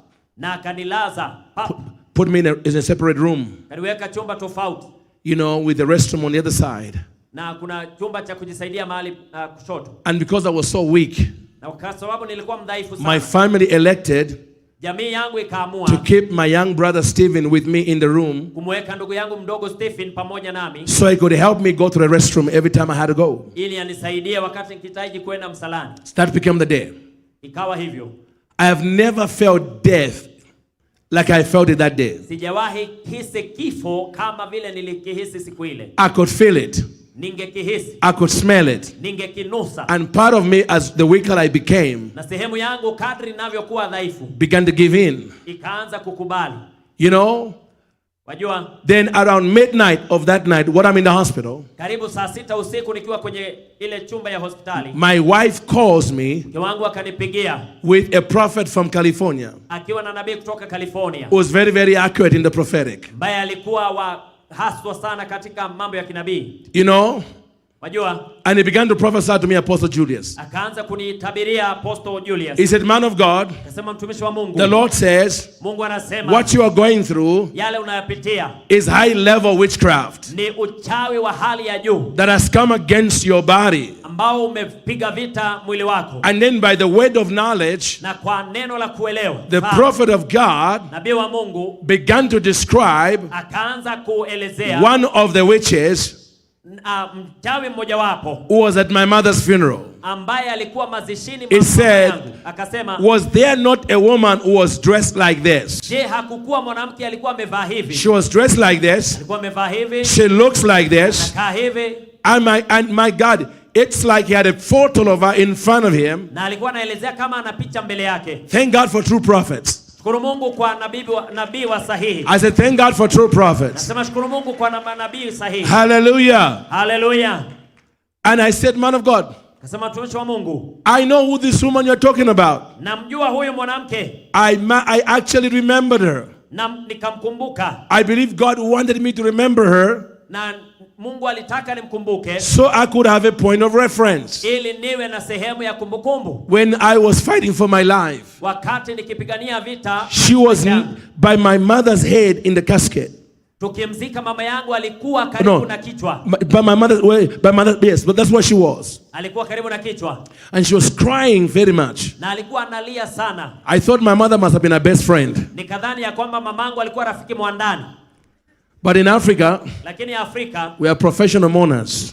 tunalipwa kulia. Africa has got the most I mean, if Hollywood wants actors on a funeral, don't go anywhere. Africa has got actors who are natural. Ukitaka watu wa kuigiza mazishini, tafuta Afrika. When it comes to funerals. Ikifika kwenye mazishi. You know, anyway, I said, I remember her. Akasema namkumbuka. He said, she's one of the witches. Akasema ni moja She's wapo not the wa only wachawi. one. Sio yeye peke yake. It's a group of them. Ni kikundi. And they have said in the spirit, Na wamesema katika roho, is not going to leave Zambia alive. hataondoka Zambia akiwa hai. But man of God, we're going to begin to break this witchcraft. Lakini mtumishi wa Mungu tutaanza kuivunja uchawi huu. So over the phone together we began to pray. Kwa hivyo katika simu tukaanza We kuomba. prayed for about 30 minutes. Tukaomba nusu saa. And finally, Hatimaye I began to feel a lifting of this gloominess. nikaanza kuhisi ile hali I began to inaniondoka. feel the lifting of this dark cloud of death. Nikahisi lile wingu la kifo But, zito but linaondoka. yet, Lakini I was not out of the woods yet. sikuwa bado nimekombolewa. Because by now the soil had reached here. Kwa sababu kufikia sasa mchanga ulikuwa umefika hapa. My stomach was tight because it felt like like a lot of soil is trying to crush my lungs. Tumbo langu lilikuwa limenata kwa sababu nilihisi kama limefunikwa na mchanga. That feeling was still there. Hisia ile ilikuwepo bado. But I knew that we were beginning to have a breakthrough. Lakini nikajua ya kwamba tumeanza kupata Or upenyo. somebody is about to have a breakthrough. Ya kwamba mtu atapata upenyo mahali hapa. Somebody is about to have a Mtu breakthrough. atapata upenyo. Somebody is about to have the kind of breakthrough Kuna mtu ako karibu kupata upenyo that you're going to live on for the rest of your life. ambao utaishi nao maisha yako yote. So after the phone call was over, Kwa hivyo baada ya hayo kupita, I turned to my young brother Stephen. nikamwangalia Stephen ndugu yangu I mdogo. said, Stephen, Kasema Stephen, you are a worship leader. wewe ni kiongozi wa ibada. We are going to do what Paul and Silas did when they were in jail. Tutafanya kama Paulo na Sila. I don't care who hears us. Sijui nani atatusikia. I want some praise song. Let's praise the Lord. Nataka nyimbo za sifa tumsifu. We began to worship the Lord Tukaanza kumwabudu Mungu for about 45 minutes kama dakika 45 in that hospital. kwenye hospitali. I was not feeling good, but I was pressing through. Sikuwa ninahisi vizuri lakini nilikuwa ninasukuma. What the Bible calls a sacrifice of praise. Kile Mungu anakiita dhabihu ya sifa. When you praise God, when you don't feel like it, and you do it anyway, it's a sacrifice of praise. Ukimsifu Mungu na huhisi kama kwamba unaweza, ni dhabihu ya sifa. 45 minutes later, 40 dakika baadaye, the Spirit of God speaks. Roho wa Mungu akanena, Francis, it is time. ni wakati.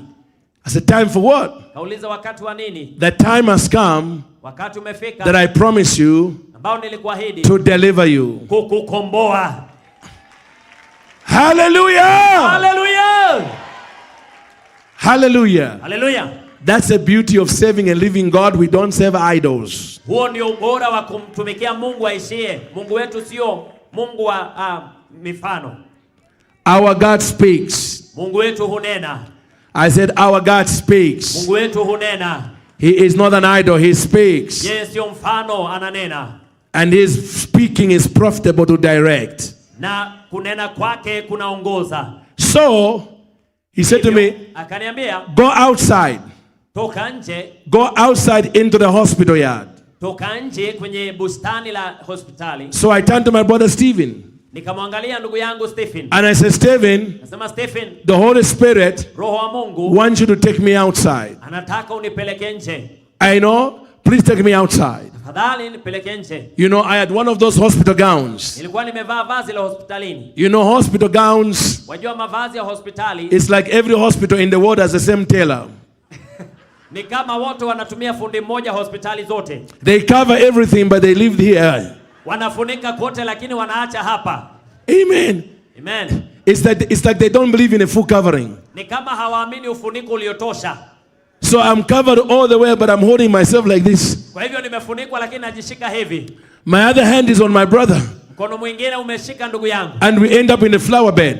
Na tukafika kwenye No, we end up in the outside the hospital. Nje ya hospitali. You know, in the hospital yard. Katika bustani la hospitali. They had security lights. Kuna mataa. It was a half moon.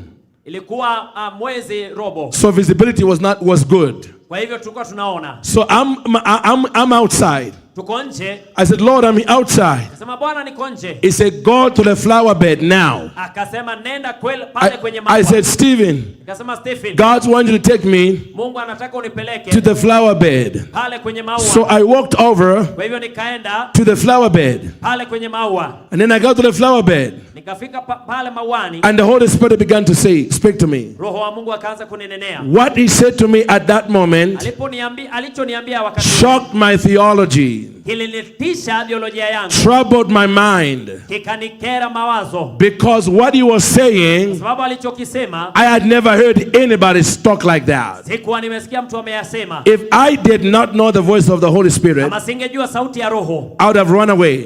ningekimbia. I would have thought, man, these witches are now playing with my head. Ningefikiria kwamba wachawi sasa wanaomba katika kichwa changu. But it was the Holy Spirit. Lakini ilikuwa Roho. And also I'm a theologian Na sasa mimi ni msomi wa Biblia. by doctorate.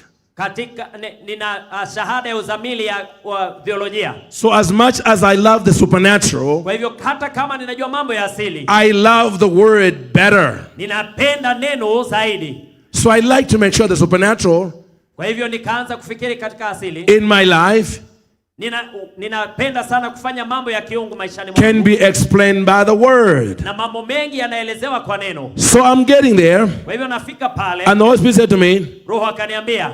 he said, Francis, Akasema Francis, here is the mystery of what you are going through. ndio hapa hii siri ya yale unayapitia. The witches who are trying to kill you Wachawi walitaka kukuua. spoke to the soil of Zambia. Walinenea mchanga wa Zambia. They spoke to the earth Walinenea mchanga. and they told her. Na wakaiambia dunia.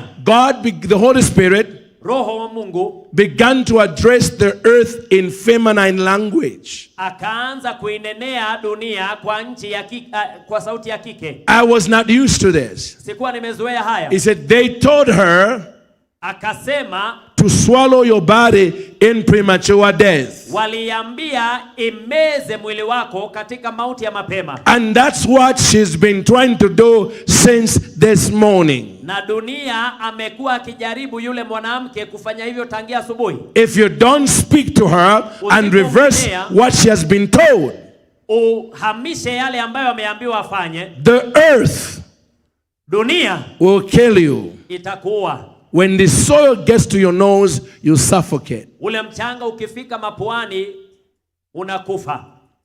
He said, but you are the redeemed of the Lord. Lakini wewe ni mteule wa Bwana. Pick up the soil. Shika mchanga.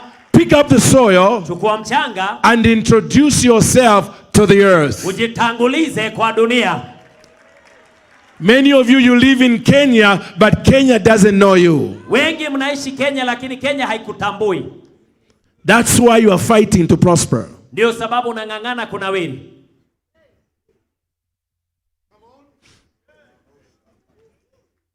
I probably prosper more in Kenya than you do. Pengine mimi nimefanikiwa zaidi Kenya kukuliko. You know why? Wajua kwa nini? Because the first time I flew to Kenya, kwa sababu mara ya kwanza nilipofika Kenya, what do you think I did? Unadhani nilifanya nini? I went outside. Nilitoka nje of the hotel. Kwa ya hoteli. Took a cup of dirt. Nikachukua kikombe cha mchanga. I don't care who sees it. I take a cup of dirt. Kachukua kikombe. Go into my hotel room. Ninaingia kwenye mkahawa. And I met the nation of Kenya. Na ninaanza kuinenea nchi ya Kenya. And I said, na ninasema, O earth, earth, earth of Kenya. Ewe nchi ya Kenya. Hear the word of the Lord. Lisikie neno la Bwana. I am Francis Mouse. Ninaitwa Francis. I'm an apostle.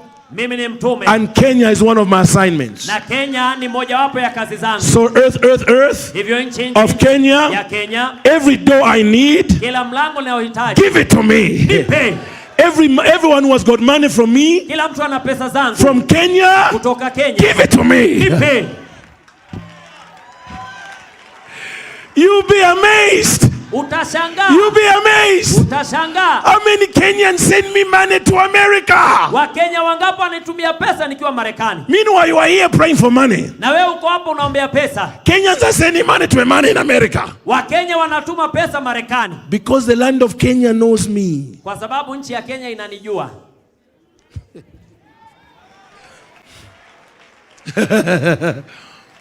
Are you? Eh?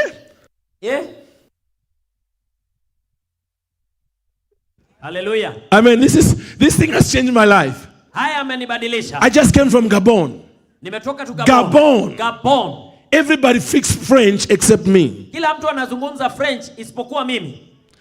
The only thing I had in Gabon, Kile kitu the whole time I was there was wakati nilikuwa kule ni bonjour. bonjour. After bonjour, Baada ya bonjour, we are in the spirit. tuko katika roho. Hizo zingine ni ndimi. Amen. Amen. Are you catching what I'm saying? Unanielewa? But they put me at the Radisson Hotel. Lakini wakaniweka kwenye hoteli moja. Before I even got in the hotel, Hata kabla sijafika kwenye I hoteli, turned to protocol. nikampidukia I said, mmoja. get me a cup Nikamwambia niletee kikombe. and go to the flower bed of the hotel Nenda kwenye pale kwenye maua and get me some dirt. nichotee mchanga. He didn't know. He brought it to me. Akaniletea, hakujua. I went to my hotel room Nikaingia kwenye chumba changu. because every hotel I go to, Kwa sababu kila hoteli ninayoingia I make an altar. ninafanya madhabahu. I find something. Ninatafuta I've got kitu. some things. I've got some things. I travel with. I travel with a small replica of the Ark of the Covenant. Ninatembea na mwigo wa sanduku la maagano. And my wife has made me some nice prophetic artwork. Na mke wangu amenitengenezea Prayer shows that are beautiful with scripture. shawl za maombi ambazo zina So maandiko. I find a small chair or table and I make it an altar. Kwa hivyo huwa ninachukua meza ama kiti na ninafanya madhabahu. And I took the soil Nikachukua mchanga and I put it on there. na nikaweka pale. And before I preached that night, Na kabla sijahubiri usiku ule, what was I doing? Can somebody nafanya guess? nini? Oh, earth Nchi of Gabon. ya Gabon. I don't speak French, Neni Kifaransa. but hear the word of the Lord. Lakini sikia neno la Bwana. I introduced myself. Ninajitanguliza. I says, oh, earth. Nasema nchi. While I'm here, Wakati nikiwepo hapa. swallow every witchcraft in this nation that we even try to come my way. Wameze wachawi wote watakaojaribu kuja kwangu. Earth. Nchi. Anything God has for me from Gabon Chochote Mungu anacho kwangu must be released. lazima kiachiliwe. Anything I need Chochote ninachohitaji to finish my assignment kumaliza kazi yangu must be released. lazima kiachiliwe. By the time I was leaving, Wakati nikimaliza, the head of state wanted to see me. rais alikuwa ananitafuta. So anyway, let's go back to our story.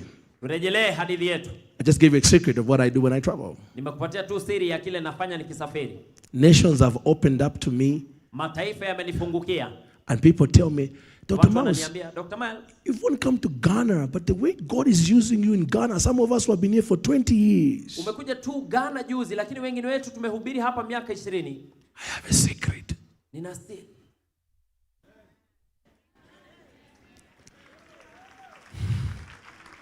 But that secret Lakini hiyo siri is a public secret kept in the Bible. ni siri ambayo inajulikana na wote maana iko kwenye Biblia. So God said, Hivyo Mungu akasema, speak to the soul of Zambia. nenea mchanga wa Zambia. Tell her who you are, Jitangulize kwake. what I've called you to do, Kile nimekuita ufanye. and tell the earth Na uambie mchanga that you are releasing her kwamba unamwachilia from the instruction she got from the witches. kutokana na maagizo aliyopewa na waganga. And you are giving her a new instruction. Na unampa maagizo mapya. And I found something that day. Nikajua kitu siku ile. I don't care what a witch has spoken to the earth to do against you. Sijui na sijali mchanga umenenewa ufanye nini na The day you speak to the earth siku utakayonenea mchanga is the end of that. ndio mwisho wa maagizo hayo. Because God told me Kwa sababu Mungu that aliniambia when it comes to the earth, anapokuja kwenye the earth nchi is biased. inaegemea, The earth is supernaturally biased nchi kwa kiungu inaegemea towards the voices of the righteous. maagizo ya wenye haki.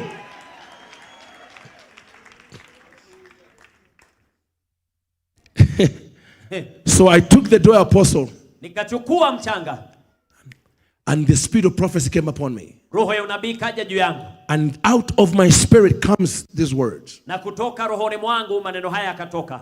Oh, earth, hear the word of the Lord.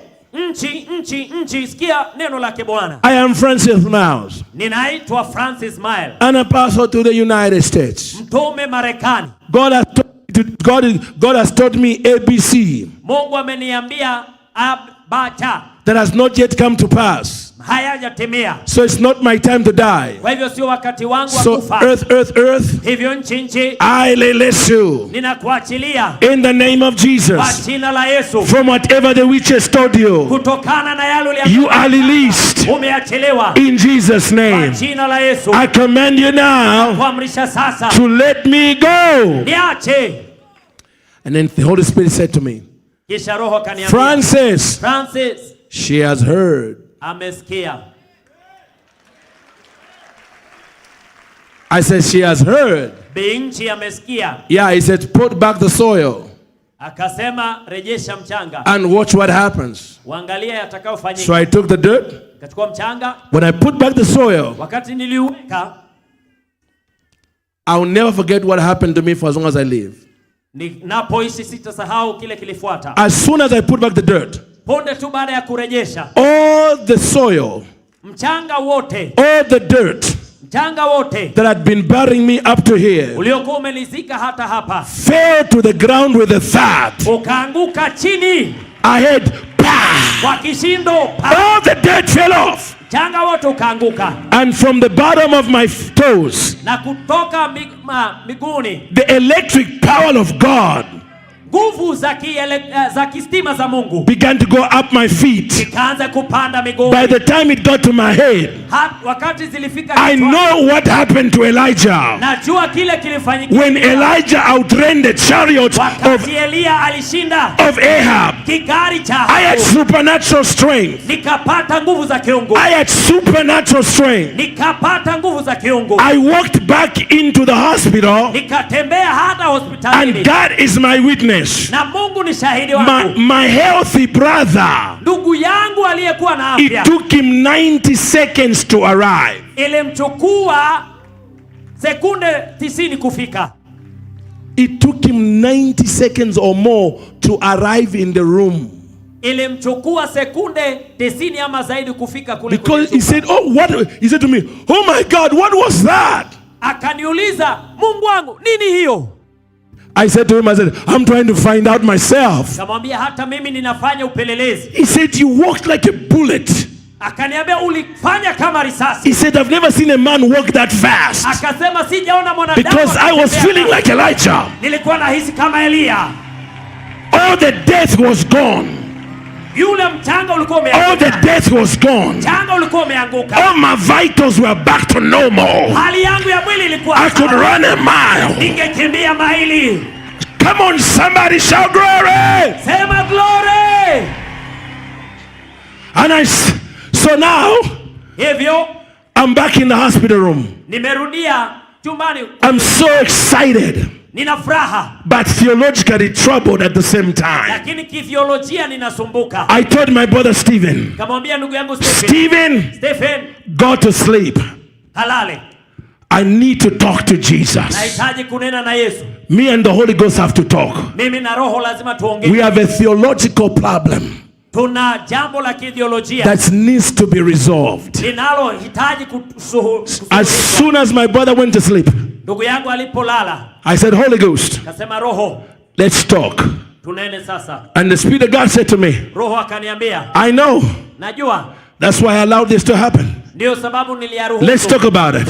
Tuyanene. You want to know what happened to you? Wataka kujua kulifanyika. I said, yes, Lord. Kamwambia ndio Bwana. What was that? Ilikuwa nini hicho? Why did you keep calling the earth as she? Na kwa nini ulikuwa unamuita nchi binti? I had so many questions. Kawa na maswali mengi. And the Holy Spirit said to me, Roho akaniambia, that happened to you outside kule nje is one of the nuclear weapons of the kingdom of God. Ni silaha ya kinuclear katika ufalme wa Mungu. That's what he called it. Ndio aliita. That's what the Holy Ghost called it. Ndio Roho aliita. He said speaking to the earth akasema kunenea nchi is not a AK-47. Sio AK-47. It's a nuclear arsenal.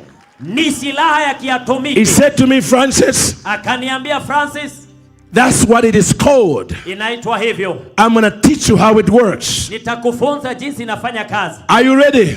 Ko tayari? I'm just going to give you through scriptures we're going to visit, then we're going to speak to the earth. Tuangalia maandiko matatu kisha tunene. I'm going to move fast, but it's going to be powerful. Tafanya kwa kasi lakini ya nguvu. God said to me, Francis, wakaniambia Francis, do you realize watambua that what you just did outside, kile umefanya huko nje, speaking to the earth, kunenea nje, you are not the first. I was the first being to speak to dirt. Wewe sio wa kwanza, nilikuwa wa kwanza kunenea nchi. He said I was the first being to speak to the earth. Kasema nilikuwa wa kwanza kunenea nchi. And Francis, na Francis, if I am God, kama mimi ni Mungu, and then I can speak to dirt, na ninaweza kunenea I can speak to the earth, naweza nenea nchi, then speaking to the earth hivyo basi kunenea nchi is not crazy, sio wazimu, because God doesn't do crazy. kwa sababu Mungu si wazimu. Speaking to the earth kunenea nchi is what Sidroth calls ndio Sidroth anaita supernaturally normal. Aha, sawa sawa ya kiungu. Supernaturally normal. Sawa sawa ya Talk kiungu. to me somebody. Amen. Hallelujah. Hallelujah. He said to me, akaniambia, turn in your Bibles. In your Bible, the scriptures were dropping like this in my spirit. Maandiko yalikuwa yanaanguka. The first place he took me is Genesis 1 verse 11 to 12. Ya kwanza Mwanzo 1. I want the King James version on the screens. Nataka King James, because when you see it in the King James, you never unsee it. Kwa sababu ukiona katika King James hutawahi kosa kuiona tena. And God said, Genesis 1 verse 11. Mwanzo 1:11. And God said, Mungu akasema, let the earth. Nchi. And God said, Mungu akasema. And God said, Mungu akasema. Everybody say, and God said. Mungu akasema. No, you're too weak. Say, and God said. Mungu akasema, sema kwa sauti. You are getting better. And God said. God said. Say it one more time. And God said. And God said. So in the text, katika andiko, in the text, katika andiko, who is speaking? Nani ananena? Mungu. In the text, katika andiko, who is speaking? Nani ananena? Now here's a kicker. What is he speaking to? Ananenea nini? Hoja iko hapa. I never saw it like this. Sijawahi ona hivi. God was not speaking to angels. Mungu hakuwa ananenea malaika. He was speaking to dirt. Alikuwa ananenea mchanga. He was speaking to earth. Alikuwa ananenea nchi. Let the earth nchi bring forth grass, na itoe majani, the herb yielding seed, mche utoao mbegu, and the fruit tree na mti wa matunda yielding fruit after its kind, zao matunda kwa jinsi yake, whose seed is in itself, bao mbegu zake zimo ndani yake, upon the earth. juu ya nchi. Now the Lord said to me, Bwana akaniambia, Francis, the number one error you have in your theology as the church tatizo kubwa ambalo uko nalo katika theolojia yako kwanza, is said to me, you see the earth wewe unaona nchi as though it's an eat that is dead. Kana kwamba ni kitu kilicho mauti. But the earth lakini nchi is not dead. Haijafa. The earth nchi is one of the living creatures ni kiumbe hai I created. Kilichoumba. That's why she can give life. Ndio maana yeye anatoa because he's alive. Kwa sababu yuko hai. She can give life because she is alive. Anatoa uhai kwa sababu yuko hai. That's why nutritionists, ndio sababu they call nutritionists call organic food, wanaita chakula kia asilia, live foods. Chakula kilicho hai. Because kwa sababu organic food, kwa sababu chakula directly from the earth, kutoka kwenye mchanga, has life in it. Kina uhai ndani yake. How can something that's dead give you life? Takuaje kitu kilichokufa kikupe uhai? He said the earth akasema nchi is not dead. Hajafa. She's one of the living creatures ni kiumbe hai I created. Nilichoumba. Because kwa sababu I am not a God of the dead, mimi si Mungu wa waliokufa, but of the living. Ni Mungu wa walio hai. So God is life. Kwa hivyo Mungu ni uhai. How can life produce death? Mungu aliye hai atatoaje ukifo? everything God created kila kitu alichokiumba Mungu is alive kiko hai at its own level. katika kiwango chake. Man is alive at his level. Mwanadamu yu hai kiwango chake. Trees are alive at their level. Miti hai kiwango chake. The plants are alive at their level. Mimea hai kiwango chake. Jesus said even the stones can cry out. Hata Yesu alisema hata mawe yanaweza kalia. God said to me, Mungu akaniambia, get that thinking out of your head. yaondoe mafikira hayo kichwani mwako. The earth is alive. Nchi iko hai. Secondly, Pili, he said to me, Francis, kaniambia Francis, why would I be speaking to the earth kwa nini ninenee nchi if I never gave it the ability to hear the voice of a speaking spirit? kama sikuipa uweza wa kusikia sauti ya roho inenayo? Why would I speak to the earth? Mbona ninenee nchi? It would be unreasonable, Itakuwa haieleweki. actually crazy, Itakuwa wazimu to speak to something kunenea kitu that has zero capacity to hear you. ambacho hakina uwezo wa kukusikia. So why is the God of creation Kwa hivyo kwa nini Mungu muumbaji speaking to the earth? ananenea nchi? He's letting us know how he designed her. Anatusaidia kuelewa jinsi alivyomuumba. The earth is alive. Nchi iko hai. The earth is alive. Nchi iko hai. Now I'm going to explain why she's a she at the same time. Sasa nitaeleza kwa nini nchi ni binti. God explained it to me.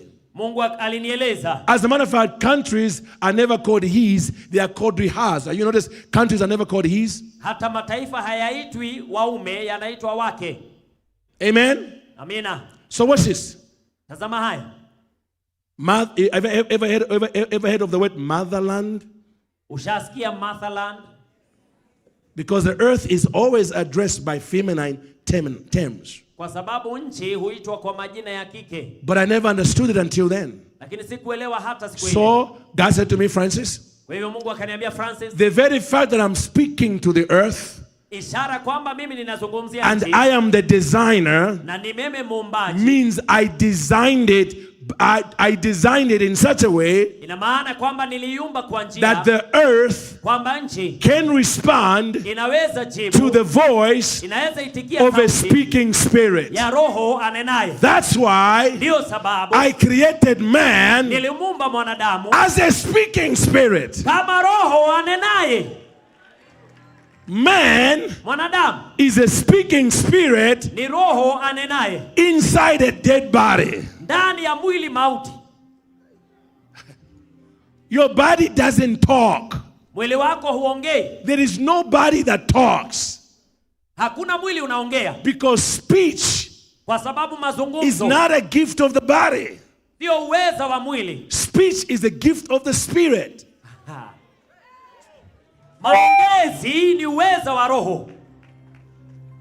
Speech. Maongezi.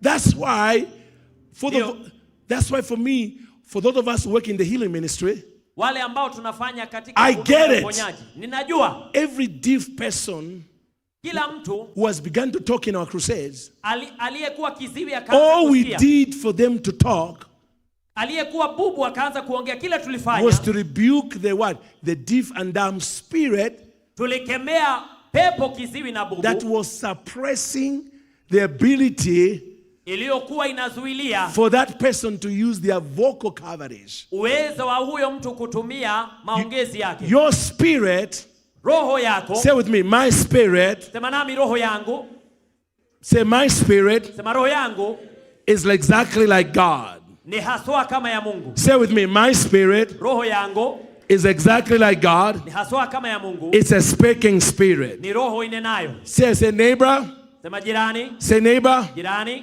I am a speaking spirit mimi ni roho anenaye living in this body. ninaishi katika mwili huu. Don't be deceived by my body. Sidanganyike na mwili wangu. The real me Yule wangu is the halisi one behind the ni voice. yule aliye nyuma ya sauti.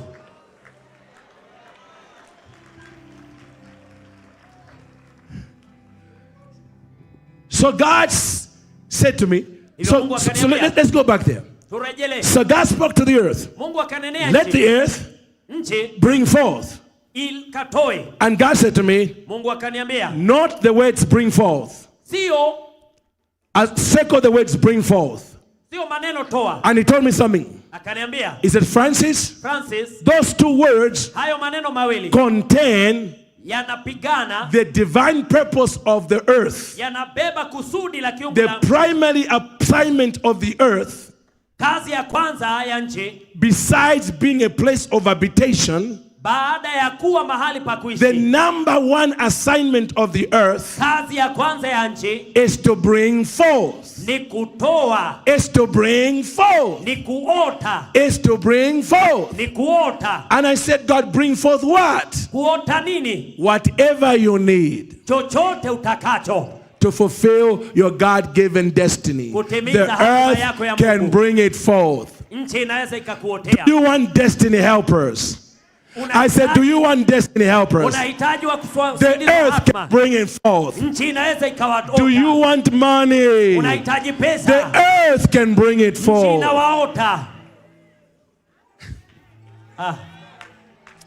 Let the earth bring forth grass, herb yielding seed, fruit trees.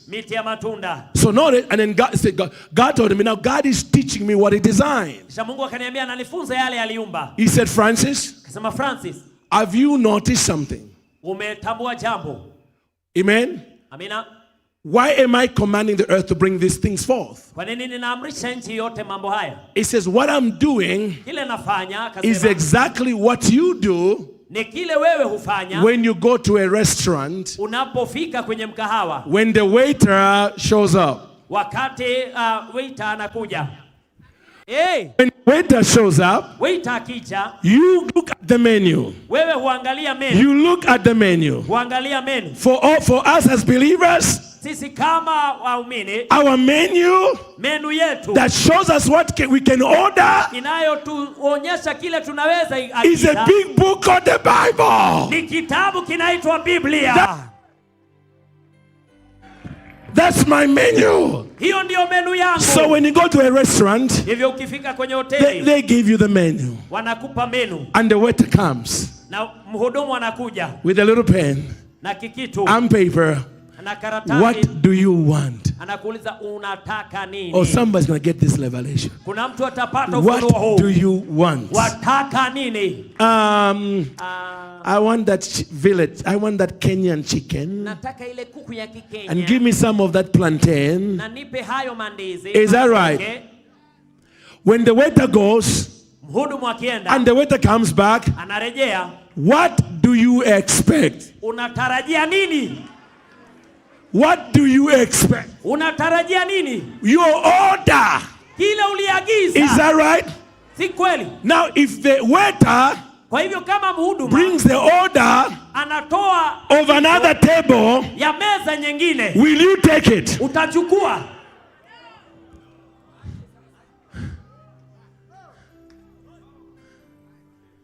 So why are you taking the witchcraft when you never ordered it?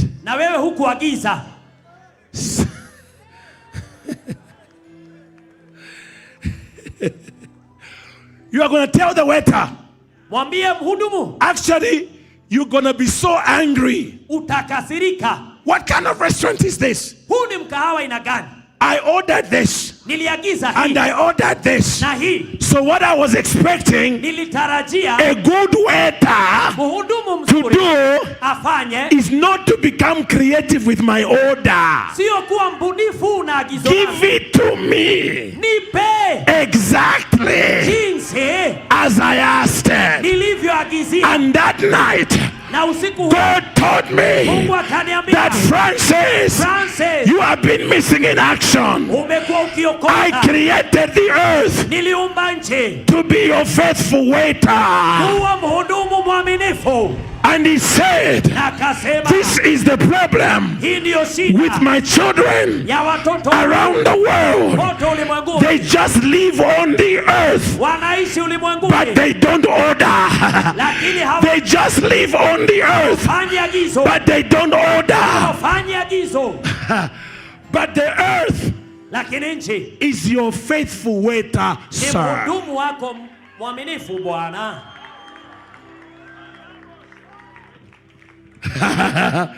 God says, Mungu akasema, I designed the earth niliumba dunia to wait on you, kukuhudumia, to order. kukusubiri And ufanye, her job na kazi yake is to bring it forth. ni kuiota, Has to bring it forth. ni kuiota. And I said, but Lord, Akasema, Bwana, how can the earth bring forth whatever we need? nchi inawezaje ota kile nahitaji? And he says, because Akasema, kwa sababu by my foreknowledge, kwa kujua kwangu awali I already anticipated your order. tayari nilikusudia agizo yako, I already anticipated your order. nilinuia na kutarajia agizo And yako, before I even created you, na kabla sijakuumba I made sure nalihakikisha that the earth kwamba nchi is full imejaa of every provision kila chote utwalizi any destiny man will ever need. yeyote mwenye hatima atahitaji. That's why Ndio sababu Psalm 24 verse 1. Zaburi 24 Put it on the board. weka Psalm 24 verse 1 Zaburi 24 says, mstari wa the kwanza earth is the Lord's Anasema, and the fullness thereof. utele wake.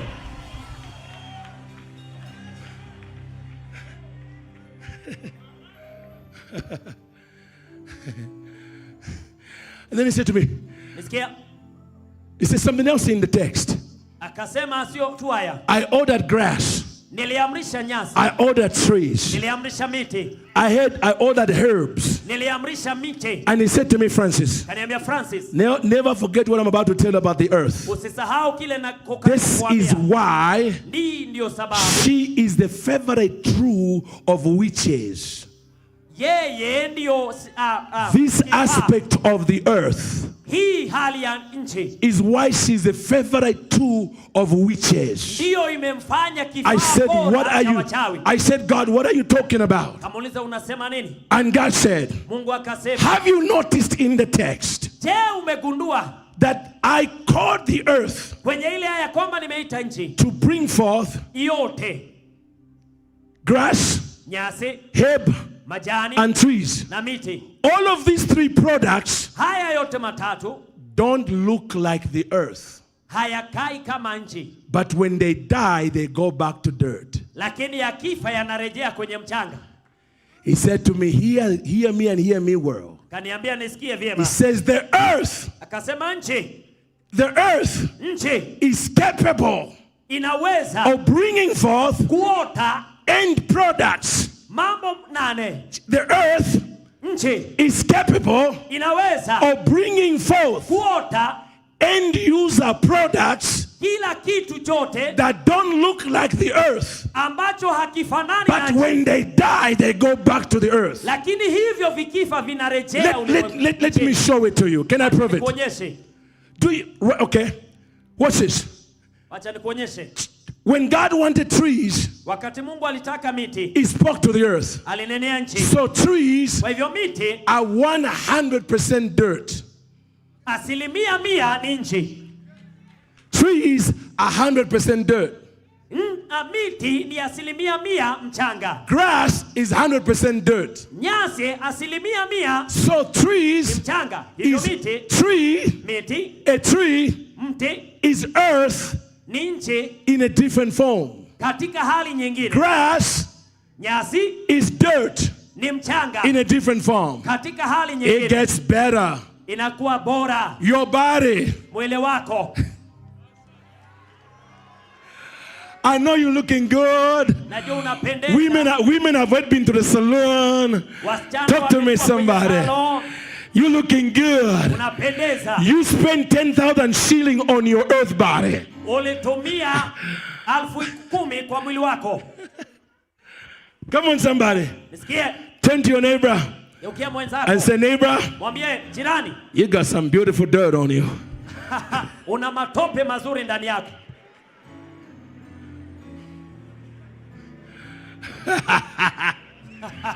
Do you know? Je, wajua? Hello? What does the Bible says? Maandiko yanasema nini? That when a man dies, Kwamba mwanadamu akifa, your body goes back to the dust mwili that wake gave it. kwenye mavumbi aliyotoka. The Bible says Maandiko your yanasema body, mwili wako, your handsome body, mwili wako your maridadi, beautiful body, mwili wako mrembo, he's gonna go back to the dirt utarudi mavumbini from whence it came. ulipotoka. But right now, Lakini kwa sasa you can enjoy that good dirt in a different form. unaweza furahia hayo matope kwa hali njema. Are you with me so far? That's why Ndio sababu you can speak to the earth unaweza nenea to nchi bring forth money. yote pesa, Because money kwa sababu pesa is made from paper, inatoka kwenye and paper karatasi, na karatasi comes from cotton, hutoka kwenye cotton cotton comes from dirt. hutoka kwenye So it's all mchanga. good dirt all the way. Kwa hivyo yote ni mchanga mwema.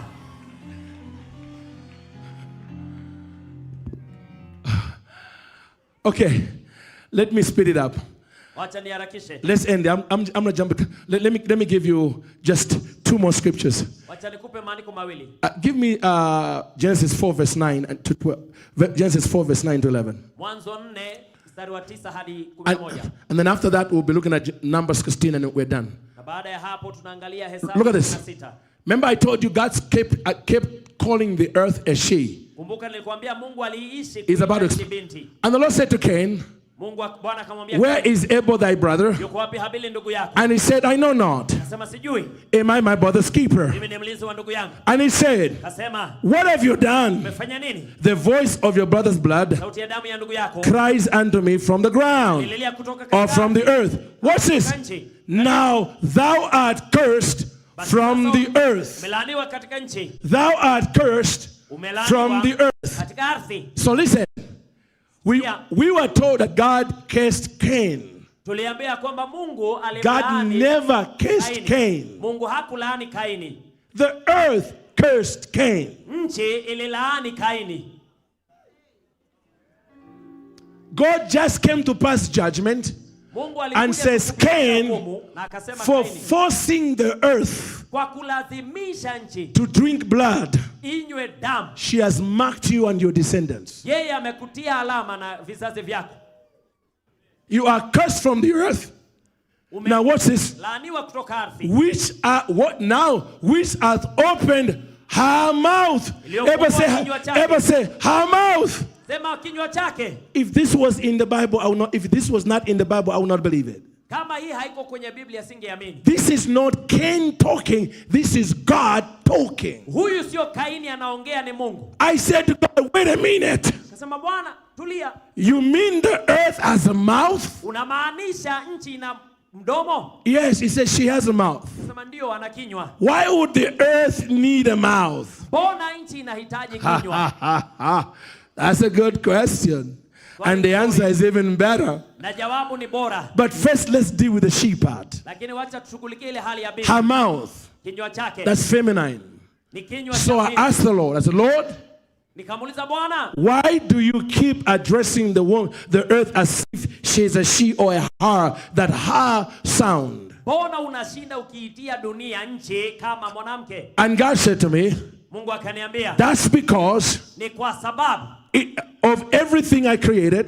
kwa kila kitu He said, that's because ni kwa sababu the woman mwanamke and the earth, na nchi, the woman mwanamke and the earth na nchi both share one feature that the man doesn't have. wote wana kifaa ambacho mwanaume hana. I said, what's that? Kauliza nini? He says, I gave the earth and the woman womb. Akasema niliipa nchi na mwanamke tumbo la uzazi.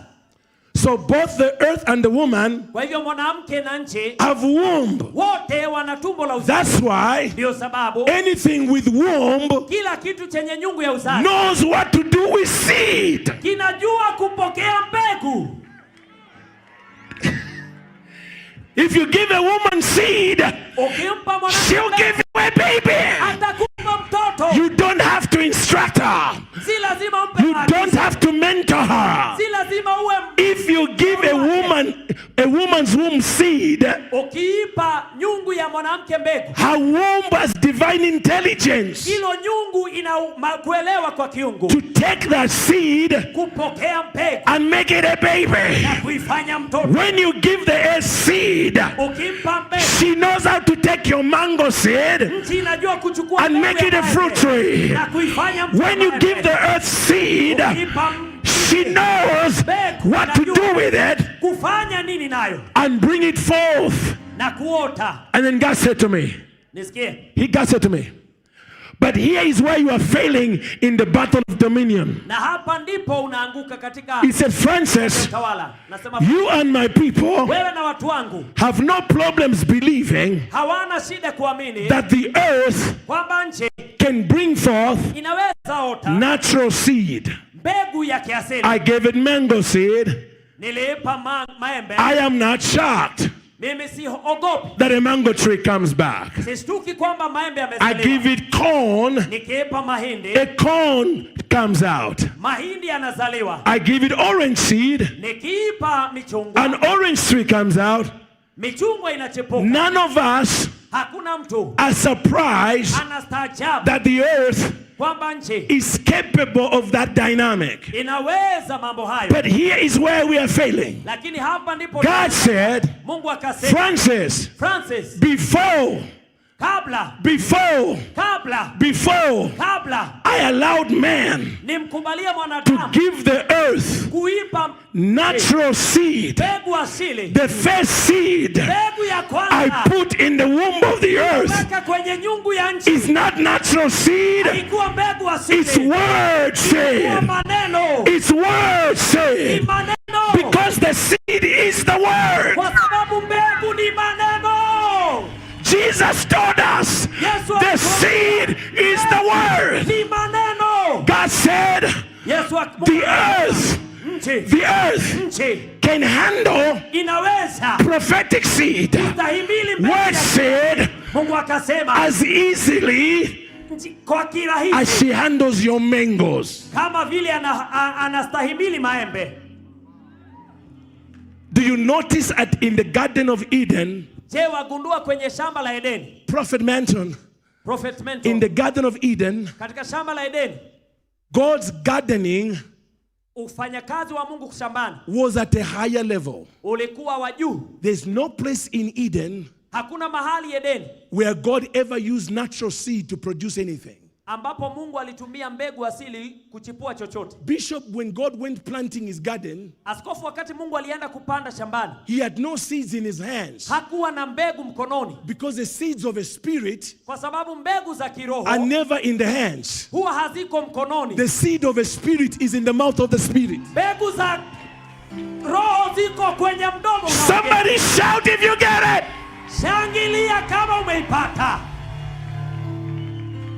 One man, I'm in a meeting in Nashville. Someone, I'm teaching on speaking to the earth. A man from Ghana. He begins to wail. I mean, he couldn't stop him. Oh my God. I now know what happened to my father's business in Ghana. Oh my God. He cried a deep sorrow. Finally, I said, what happened? He says, man of God, where were you? Where was this revelation? Before we lost everything. I said, what do you mean? He said, my father died a disappointed. He died a disappointed, heartbroken elder in his church. Because my father should have been one of the richest Christians in Ghana until an experience with a witch. We didn't know she was a witch. Because my father had a supermarket. He says it was growing very fast. So one day he drove and he parked. And as he was going into his supermarket, he saw this woman. She was selling her wares near the door to his supermarket. karibu na mlango wa So supermarket. the father Hivyo baba stopped akakoma. and said, get out, get out. Why are you doing? Toka. He repeated, I don't like people here. He was very angry. Sema sipendi watu hapa. Get away. Akakasirika. Toka. She said to me, don't talk to me like that. No, get away from here. Yule mwanamke akasema usiniongeleshe hivyo. You can't be standing there. Hapana, toka. She said, oh, Akasema so you think you are something, eh? Unadhani wewe ni mtu? No, the father is a man of God, praising in tongues, an elder in his church. Yule ni mzee wa kanisa ananena kwa lugha. He said to the mouse, I'm standing next to my father. I'm 16 years old. Akasema nilikuwa I'm seeing the nimesimama whole baba yangu thing. ya miaka 16. And my father said, no, come on, get out of here. I don't care about what's... Na babangu akasema She haijalishi said, toka hapa. she walked away Akasema yule mwanamke and she told my father, he said, sir, na akamwambia baba yangu, bwana, sir. ewe bwana.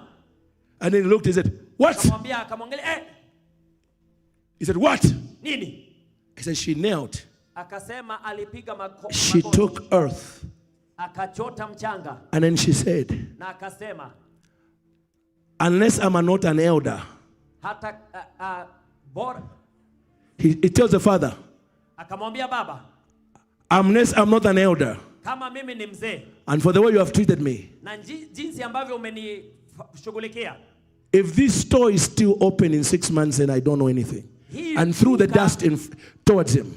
Hii duka kama itakuwa imefunguliwa miezi 6 basi says, I'm looking at this. akamtupia mchanga. My father Akasema says, get away. I'm a child of God. I don't believe in this witchcraft. Mimi ni mtoto wa Mungu, siamini uchawi huu.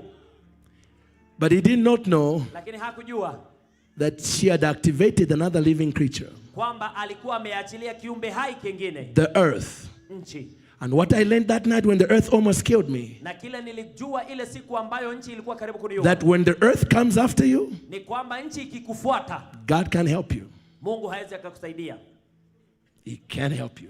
Mungu hawezi akakusaidia. And I asked God, I said, why couldn't you help me? Nikamuuliza mbona hungeweza kunisaidia? He says, because Akasema kwa sababu when I created Adam and Eve on the 6th day of creation, nilipomuumba mwanadamu na Adamu na Hawa siku ya 6, I lost power to speak to the earth even though I own it.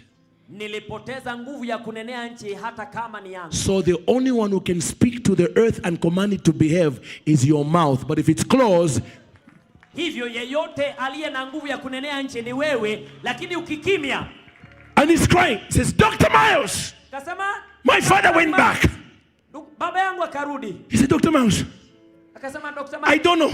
Sijui. He says, man of God, Akasema mtu wa Mungu. it's like Ni kama the people that used to order from my father. watu ambao walikuwa wanaagiza All over a sudden, wote the big vendors wale wakuu were the first ones to leave.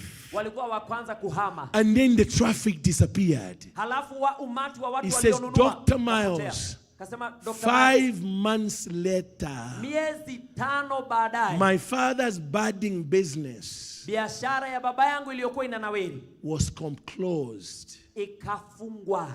And my father never recovered. Na babangu hakurejea Within tena. a year of closing his shop, Baada ya mwaka baada ya kufunga duka, he died from depression. alikufa na msongo wa mawazo. He says, ever since, Akasema tangia siku zile I've wondered, nimeshangaa, God, Mungu where were you? ulikuwa wapi? My father believed in you. Baba yangu alikuamini. Are you telling me the witchcraft was more powerful than Jesus that day? Je, waniambia ya kwamba uchawi ulikuwa na nguvu kuliko Yesu? No, La, it was not that Jesus was less powerful. ndio kwamba Yesu hakuwa na nguvu. When it comes to speaking to the earth, Ikifika kunenea nchi, there is a protocol. kuna kanuni. Let me show you the protocol. Wacha nikuonyeshe kanuni Can mbili. I show you the protocol? Wacha nikuonyeshe mbili. Psalm 115 verse 16. Put it on there. Zaburi 115. Psalm 115 verse 16. Zaburi 115 mstari wa 16. Put it on there. Iweke. Psalm 115 verse 16. I want everybody, 1, 2, 3, read it. Some sote kwa pamoja, 1, 3. 1, 2, 3, read. The heaven, even the heavens, are the Lord's, but the earth he has given to the children of men. Is that right? Kweli. And this is what God told me. Hivyo ndivyo Bwana aliniambia. He said, Francis, you've been wondering Francis, umekuwa ukishangaa. How can witches almost kill you speaking to the... How can witches almost kill you when you are so anointed? Wachawi wanawezaje kukua ukiwa na upako huu wote? It says because they use a weapon that no witch has ever used on you before until now. Akasema kwa sababu leo wametumia silaha ambayo haijatumiwa tena na They mchawi wao. spoke to the earth Walinenea nchi. to swallow your body in premature death. Imeze mwili wako katika mauti ya mapema. And I also allowed it. Na mimi nikairuhusu. Because I knew when you find out the mystery, Kwa sababu nilijua ukigundua you will not keep it to yourself. hautajiwekea. The body of Christ is going to enter this new realm of dominion. Utaingia kiwango kingine cha utawala. He said to me, Francis, Kaniambia Francis, what does that scripture say? andiko hilo linasema nini? The heavens of heaven belong to the Lord, Mbingu za mbingu ni za Bwana, but the earth lakini nchi he has given amewapa the children of men. wanadamu. God said to me, Mungu akaniambia, Francis, Francis, where in that text, ni wapi katika aya? where in that text Ni wapi kwenye hiyo aya does it say imesema the earth kwamba nchi was given ilipewa to born again Christians? wa Kristo? I said it's not there. Akasema Bwana, What does the scripture say? akasema maandiko amesema nini? It was given Ilipewa to the children wana of men. Adamu. Then he said to me, Akaniambia, the witches who try to kill you, are they children of men? wachawi waliojaribu kukua ni wanadamu. I said, yes, they are. Akasema ni kweli He ndio. said, then by protocol, Akasema kwa the itifaki, earth, by protocol, itifaki the earth nchi has to obey them lazima iwatii until hata wakati a superior voice sauti kuu zaidi changes the instruction. inabadilisha maagizo.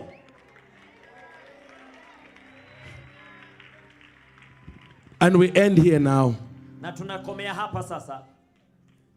I want everybody to stand up on this one. Taka kila mtu asimame kwa hili. Ezekiel, Numbers 16. Hesabu 16. And let's get the buckets of dirt ready Tupokee zile ndoo za for mchanga people to come and pick up some dirt. We're about to do this now. ili watu waje wachote mchanga. Tuko tayari kufanya hivi. I've got faith today to release millions, millions, and millions of dollars in kingdom resources for the church in Kenya. Leo nina imani ya kuachilia mamilioni na mamilioni ya dola katika kanisa la Kenya. Today I have faith from heaven Leo nina imani kutoka kwa Mungu to release real estate miracles for churches without buildings. kuachilia upako wa real estate kwa kanisa. Today I have faith from God Leo nina imani kutoka kwa Bwana to believe God kumwamini Mungu for anybody who's tired of renting. kwa kila mmoja ambaye amechoka kukodi. They are tired of renting. Wamechoka kukodi. And you say, Lord, Na unasema Bwana, surely hakika am I going to die a renter? nitakufa nikikodi. God says, no, you will not. Mungu anasema la, For hutakufa. God says, I'm moving you into land ownership, real estate ownership. Mungu anasema ninakuingiza katika umiliki Supernaturally! kwa kiungo. I, the Lord, will do this. Mimi Bwana nitafanya If you'd only believe. kama tu utaamini.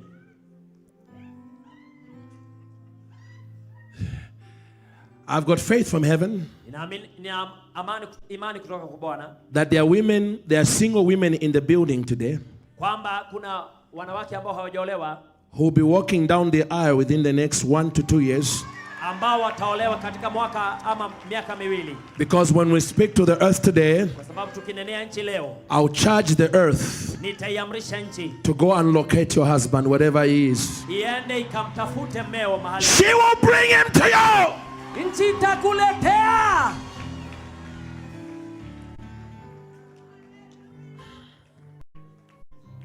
I have faith from God today Nina imani kutoka kwa Bwana leo to command the earth to vomit your destiny helpers. kuamrisha nchi iwatapike wasaidizi wa hatima yake. I am now convinced Ninashawishika sasa. no man, including Jesus, Hakuna mtu hata Yesu becomes great without destiny helpers. anayekuwa mkuu bila wasaidizi wa hatima. No man. Hakuna yeyote.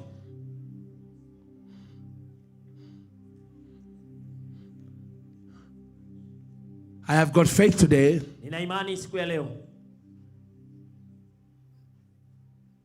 that God is going to give us the grace to write a new law kwamba Mungu atatupa neema ya kuandika sheria mpya in the soil of the land of Kenya kwenye nchi ya Kenya that will replace the one that was written by witches. ambayo itafutilia ile iliyoandikwa na wachawi.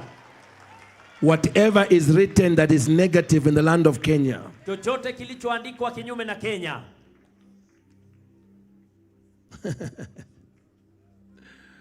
whatever is written on the soil of Kenya, Chochote kimeandikwa kwenye mchanga wa Kenya. whosoever took the soil of Kenya, Aliyechukua mchanga wa Kenya. whosoever called your name at a shrine, Aliyeita jina lako kwenye kinyago. and since then your life has been a mess, Na maisha yako yamekuwa and you don't know why, na hujui kwa nini. even though you love Jesus, Hata kama unapenda Yesu. we're going to command the earth to swallow every shrine that is speaking against you. Tutaamrisha nchi imeze kila hekalu inayonena kinyume nayo.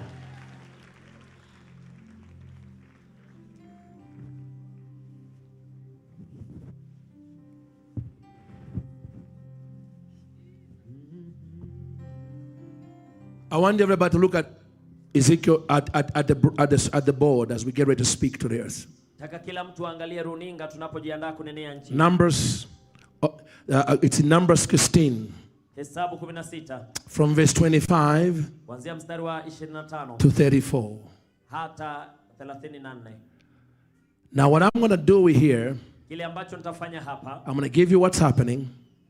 nitakueleza Then yanafanyika. we're going to read this together. Alafu tusome kwa pamoja. And when you see the revelation, Na wakati utaona ufunuo, I want you to tear this place with your praise. nataka ubomoe mahali hapa na I sifa want you to yako. tear the atmosphere with a shout of praise. Nataka ubomoe anga hii na sifa yako. Because God is about to give you the revelation in your spirit. Kwa sababu Mungu atakupa ufunuo ambao utaupata katika moyo wako. When we read this passage of scripture, Tutakaposoma andiko hili.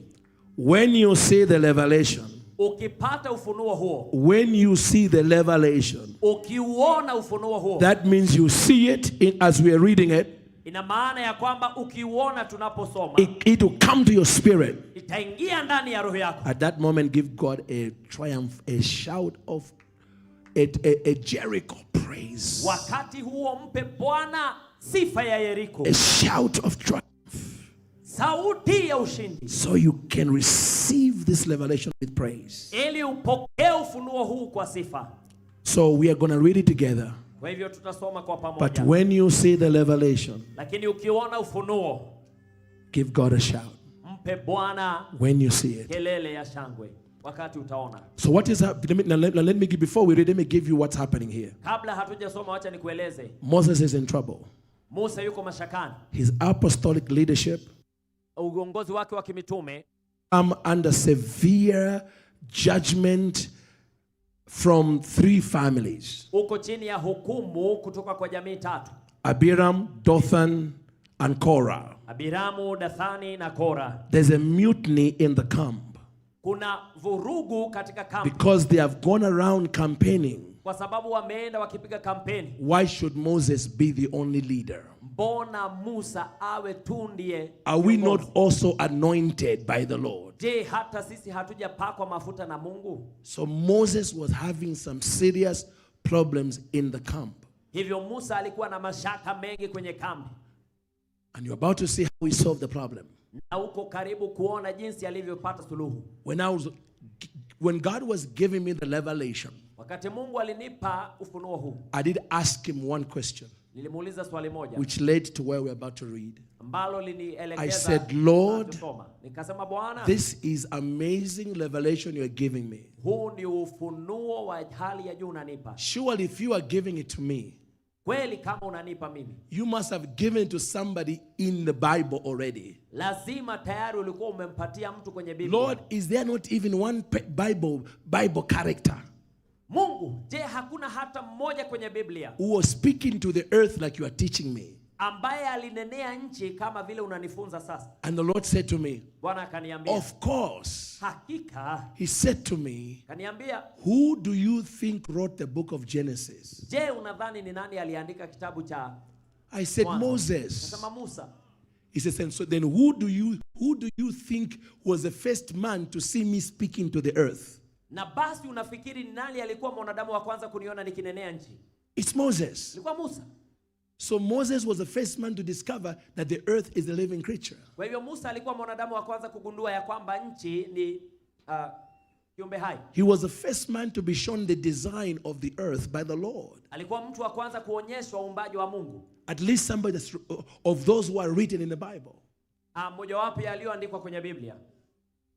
So we're going to read, but when you see the revelation, kwa hivyo tutasoma, lakini ukiona ufunuo, tear the atmosphere with praise and shout of victory. Bomoa anga hii kwa sifa. Because the earth in Kenya is about to work for you. Kwa sababu nchi ya Kenya iko karibu kufanyia kazi.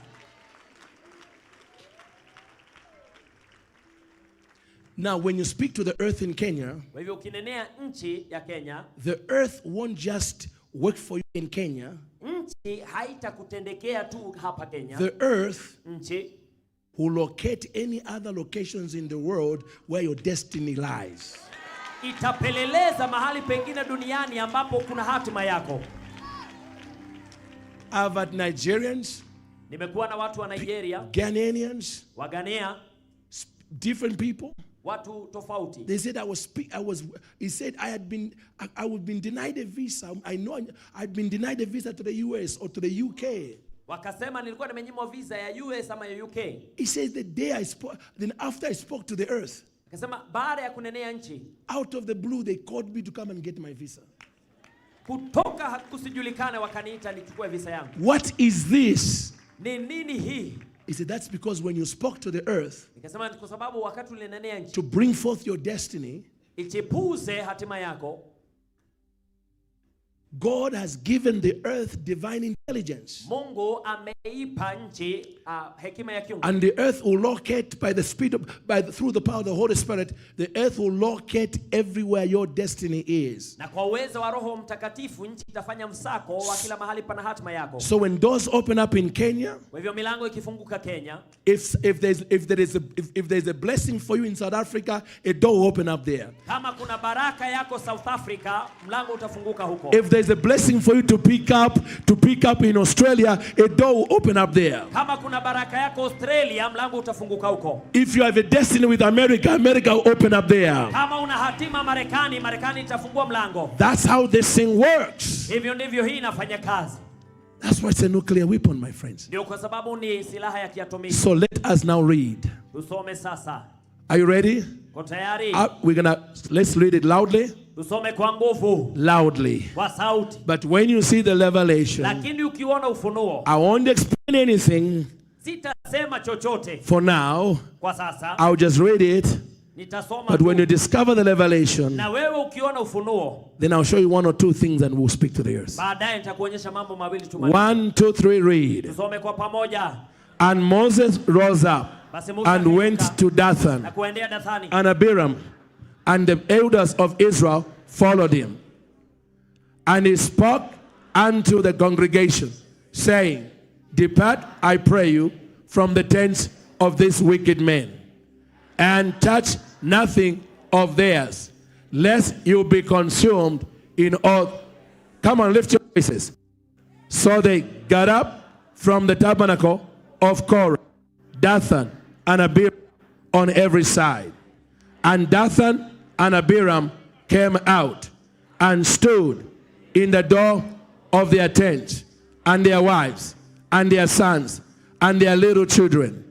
And Moses said, Hereby shall you know that the Lord has sent me to do all these works, for I have not done them of my own mind. If these men die the common death of all men, or if they be visited after the visitation of all men, then the Lord has not sent me.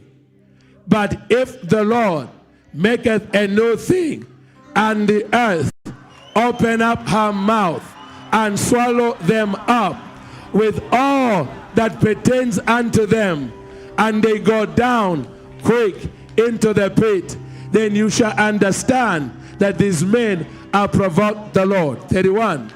And it came to pass, as he made an end of speaking all these words, that the ground cleft asunder that was under them, and the earth opened her mouth, swallowed them up, and their houses, and all the men that pertain unto Korah, and all their goats, and all that pertain to them, went down alive into the pit, and the earth closed upon them, and they perished from the congregation among them. Then all Israel that were round about fled at the cry of them, for they said, lest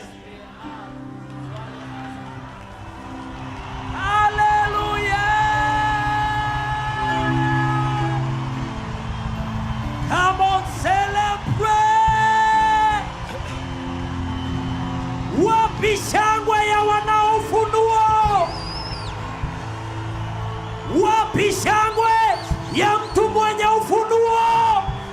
Come on, celebrate! Shangilia!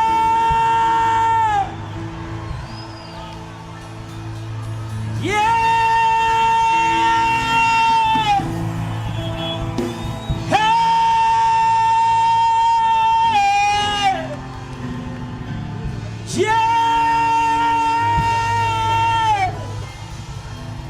Wapi shangwe, shangilia. Come on, praise Jesus.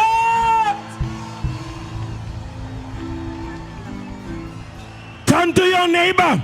I want you to high five 3 or 4 people. Wapatie watu watatu watano high five. And tell them, Na waambie, get ready. The earth is about to swallow your problems. Come on. nchi iko karibu kumeza. High five somebody and tell them, get ready. The earth is about to swallow your problems.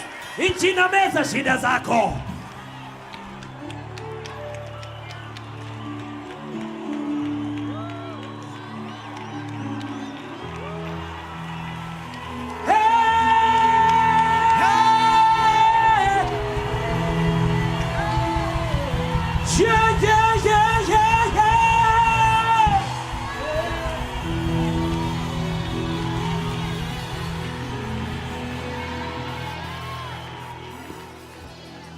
Now listen.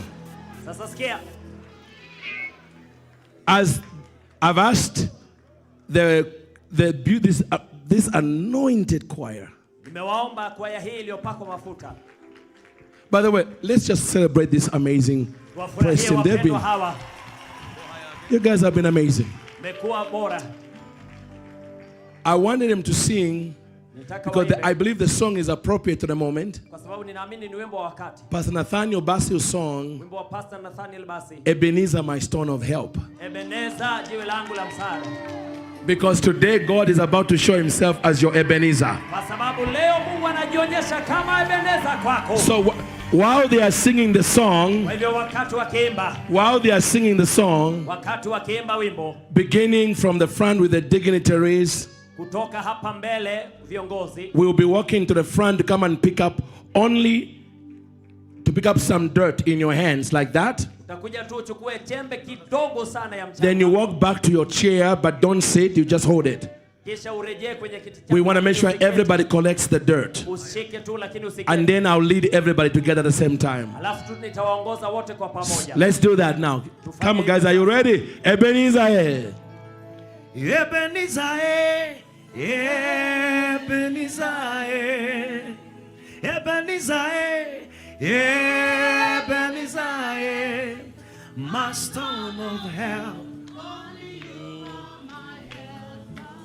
Ebenezer, Ebenezer, Ebenezer, Ebenezer, my stone of help. Only you are my helper.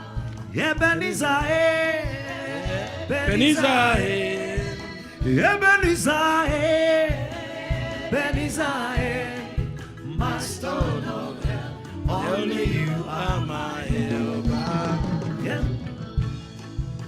Come on. Come on. Sing it. Yeah. Do you know the whole song or just the part? When I call on. Ebenezer help. Ebenezer, Ebenezer, Ebenezer, my stone of help, only you are. Ebenezer, Ebenezer, Ebenezer.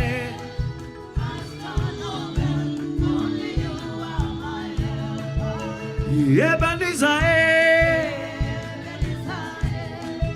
Ebenezer, Ebenezer, my stone of help. Ebenezer, Ebenezer, Ebenezer, Ebenezer, my stone Of help, only you are my helper. Ebenezer, Ebenezer Ebenezer, Ebenezer, my stone of help, only you are my helper. Ebenezer, Ebenezer, Ebenezer, Ebenezer, My stone of help, only you are my helper.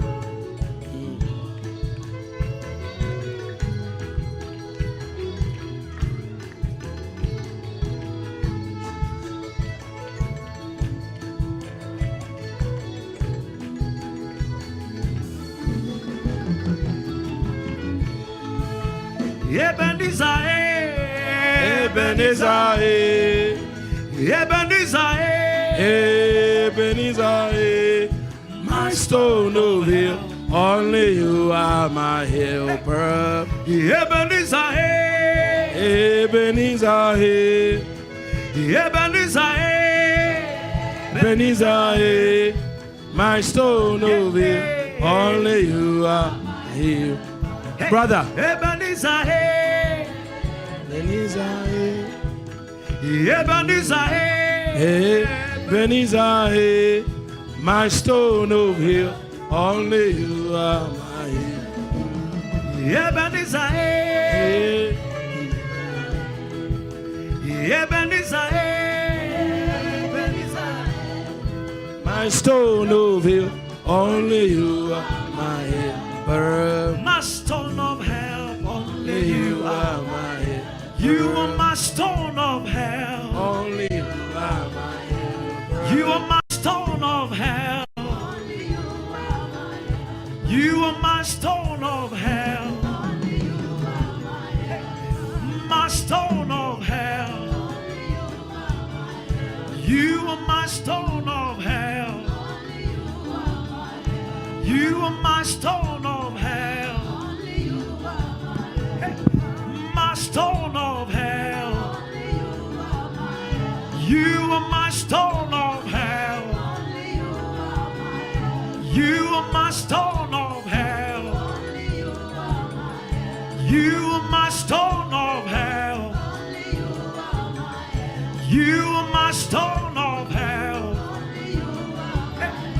You are my stone of help.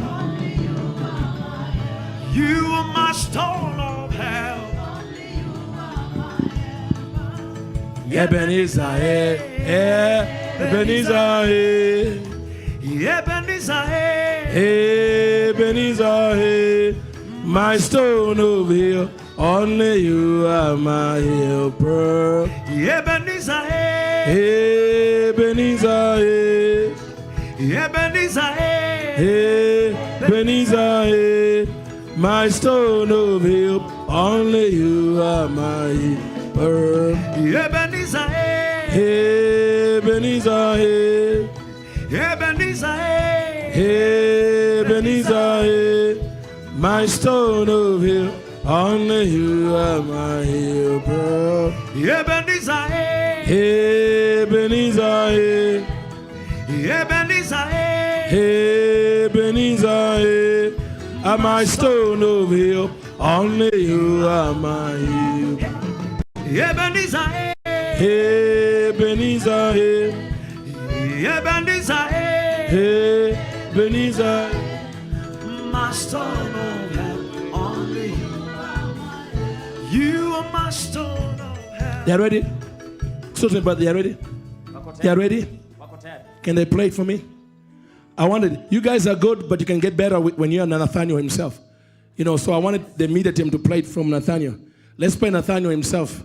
My dear friend Nathaniel, let's just pray, okay? All right, media team, while we're still waiting for people to get called, I'm looking around. This is your Ebenezer moment. Huu ndio wakati wako wa Ebenezer. You look back to this conference and said, that's when everything shifted. Kitafakari kongamano hili utasema hapo So, ndipo play it through the music.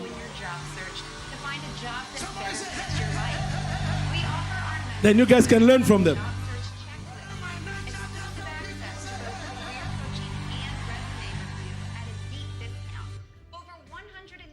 What is that? You got something else going through, the demon going through the system. There's a demon. We bind that. Let's do it properly. All right, we got enough. Okay, we got enough. Haya, tosha. Get your soil ready. Andaa Now mchanga you wako. guys can pick it up. When people start bringing back the soil, you do Ebenezer again. But now at least you got this. But you're almost there. Ukianza kurudisha. Next time I say you should be perfect at Ebenezer, okay? You guys are, yeah, okay. Get your soil now. Andaa mchanga This wako. is the moment. Ndio huu This wakati. is the moment. Huu ndio ule wakati. Let's take about 30 seconds to pray in tongues, those who can. Kama Karaboshita. unaweza nena kwa lugha. Morabakata rajasta karibashita. Rikata rabasi keterebekando. Rakata ramandoroba. Mandorobo shakaraba. Shiterebo kataraba. Shiketerebe kataraba. Manderebe shakataraba kata. Rikataraba kotorobo shakata. Rakataraba kata. Shift the Lord. Shift Kenya. Karaba. Shift the people in Kenya. Rakataraba baba. Give them massive breakthroughs. Karaba baba baba. Oh God, bless your people in Kenya. Baba baba baba.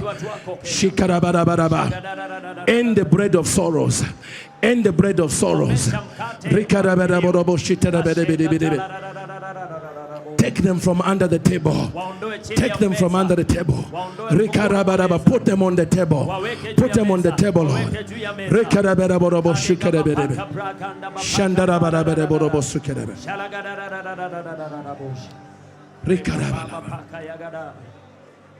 Now speak this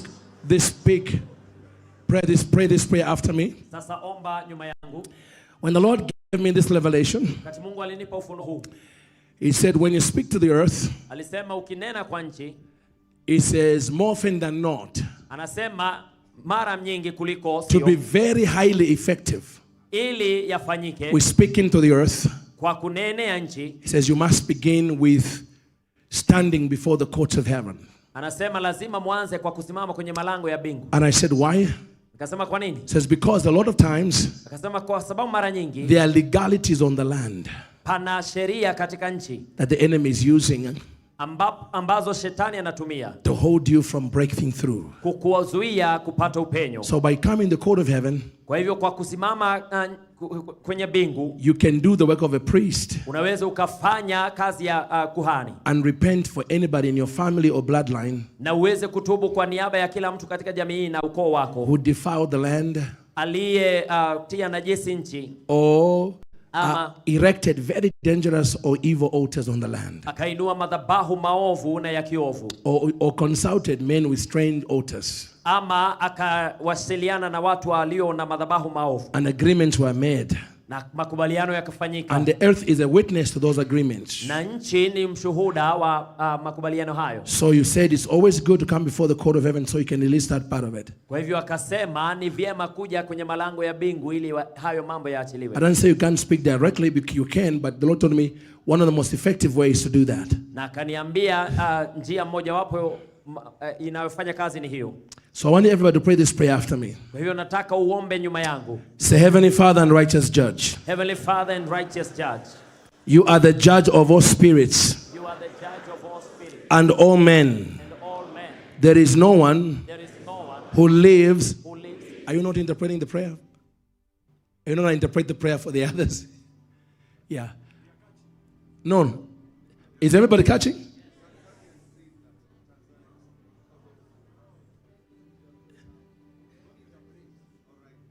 Yeah, I just think I'm okay. I don't want anybody to be left out. You know, I know language is what divided the Tower of Babel. Let him interpret it. Is that okay? All right, is that okay, brother? Yes. Let's do it. Say, Heavenly Father, righteous judge. Baba wa mbinguni na hakimu mkuu.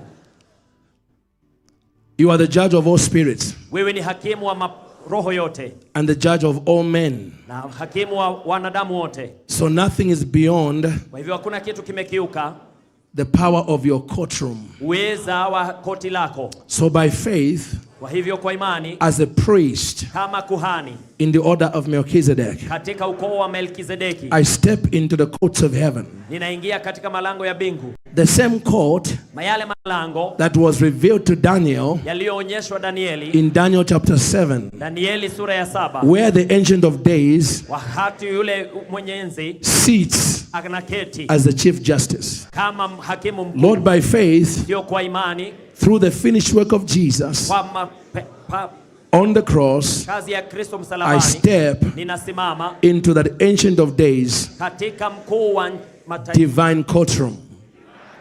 Heavenly Father and righteous judge, Baba wa mbinguni na today haki, leo I'm about to speak to the earth niko karibu kunenea nchi of Kenya ya Kenya and of the nations. na ya mataifa.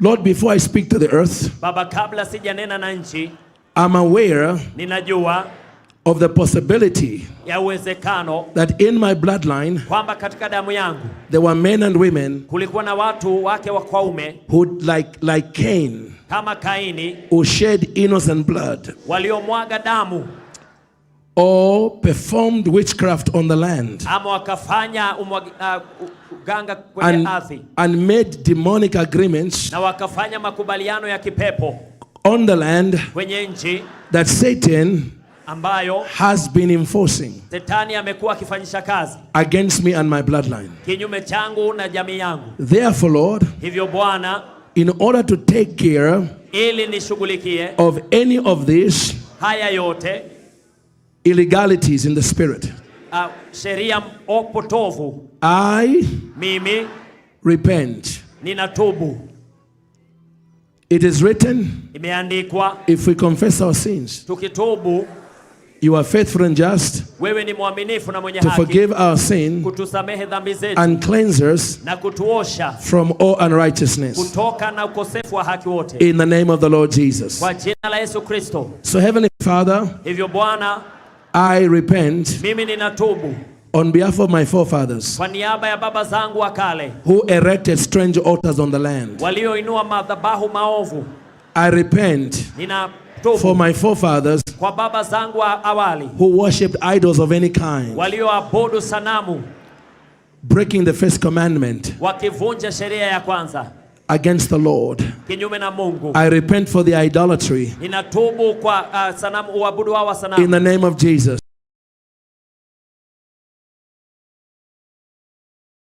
Kwa jina la Yesu. And their idolatry na uabudu wa sanamu will not be a curse hautakuwa laana to my prosperity kinyume na kufanisi kwangu in the land of the living. katika nchi ya walio hai. In Jesus' name. Kwa jina la Yesu. Heavenly Father, Baba wa mbinguni, I repent ninatubu for any iniquity or transgression kwa kila dhambi ama mawaa that me or my forefathers committed, ambayo mimi na baba zangu wa kale walitenda, that Satan has been using ambayo shetani amekuwa kitumia as a legal right of any kind kama sheria ya kutendeza kazi to resist my destiny kuzuia hatima yangu from coming forth. isitimie. May the blood of Jesus Damu ya Yesu speak for me na ikanene juu yangu as an authoritative voice kama sauti yenye mamlaka in the courts of heaven. katika malango ya mbingu. For the blood of Jesus Kwa maana damu ya Yesu speaks better things inanena mambo mema over my life and destiny juu ya maisha yangu na hatima yangu than the blood of Abel. kuliko damu ya Abeli. So Heavenly Father, Hivyo Baba wa mbinguni, any blood kila damu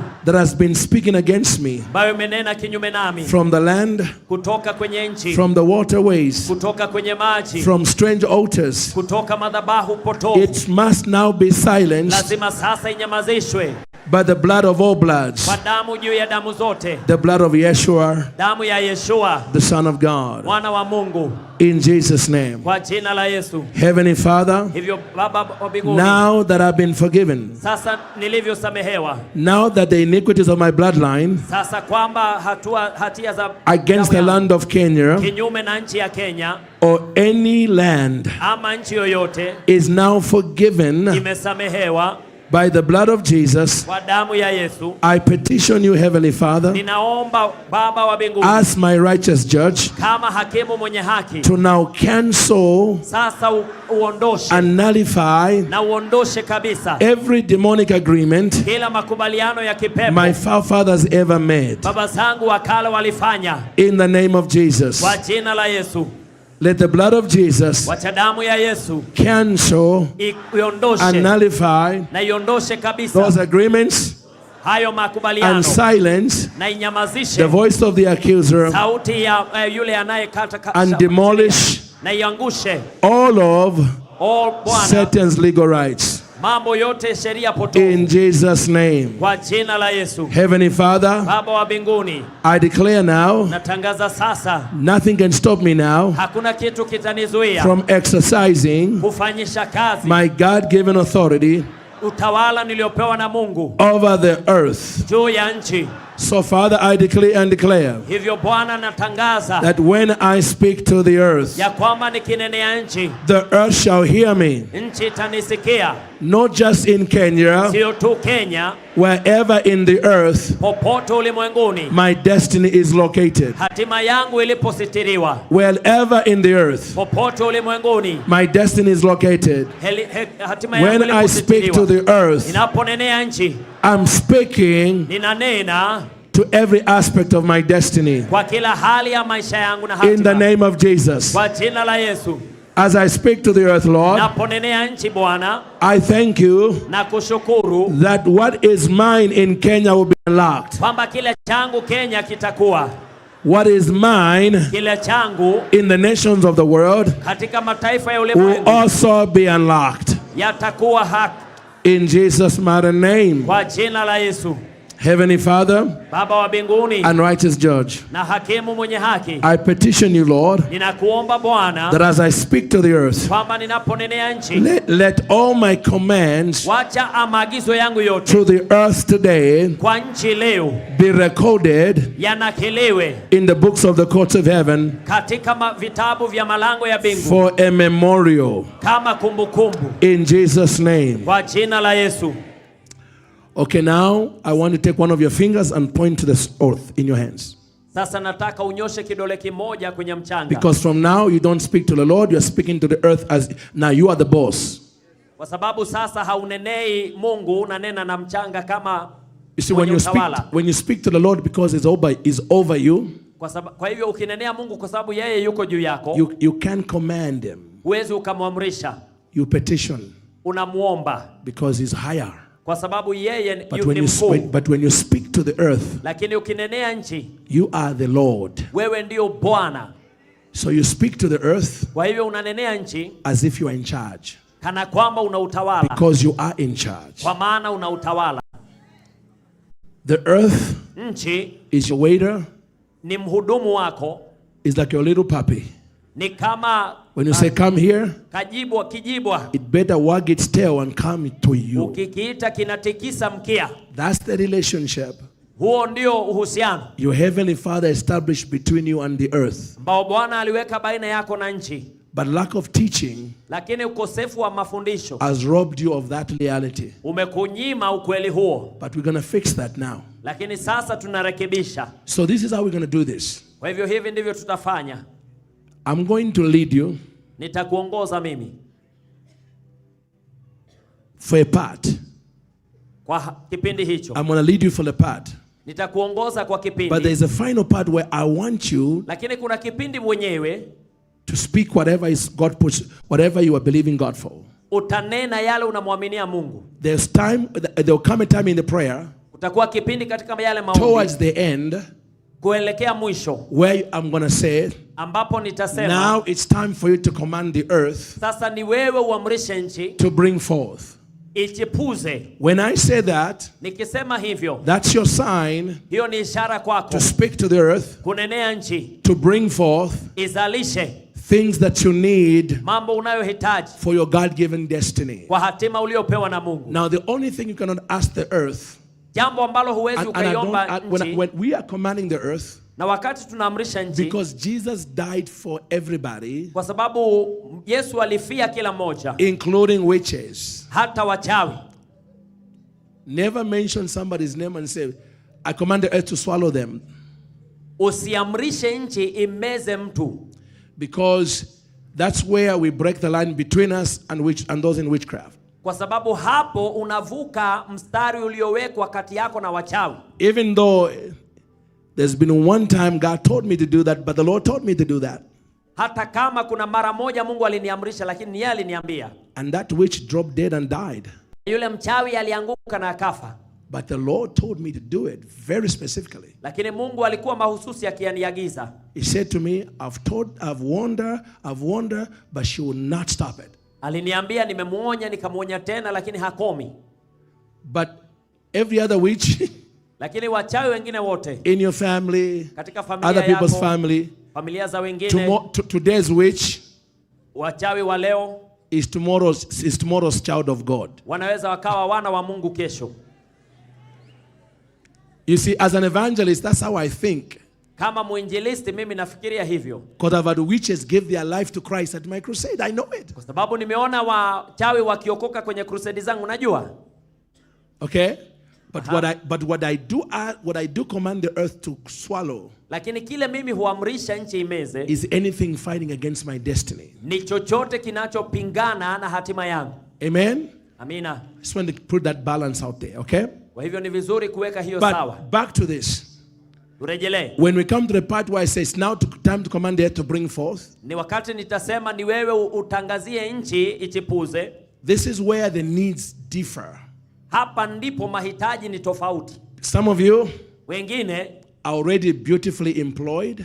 mumeajiriwa vizuri. So you don't need the earth to bring forth employment. Kwa hivyo huhitaji ajira kutoka kwa nchi. Because you have it already. Unayo tayari. But your neighbor may be in a different case. Lakini jirani yako pengine hali yake tofauti. Are you getting what I'm saying? Unanielewa? Some of you, Wengine you already built and living in beautiful houses of your own. umejenga na unaishi nyumba mzuri yako. So you may not need the earth to bring forth a new house. Kwa hivyo pengine hauhitaji nyumba mpya. But your friend, your brother and sister who's living in a rent house where she's troubled all the time, she may want to get out. Lakini jirani yako ambaye anaishi katika nyumba ya kukodi ambapo anasumbuka, anaweza kuwa anatamani kutoka. So at the time of bringing forth, Kwa hivyo wakati wa kuchipuza, you tell the Lord wewe utamwambia Bwana whatever you are believing for your destiny. kile unamwaminia kwa hatima yako. Amen? Amen.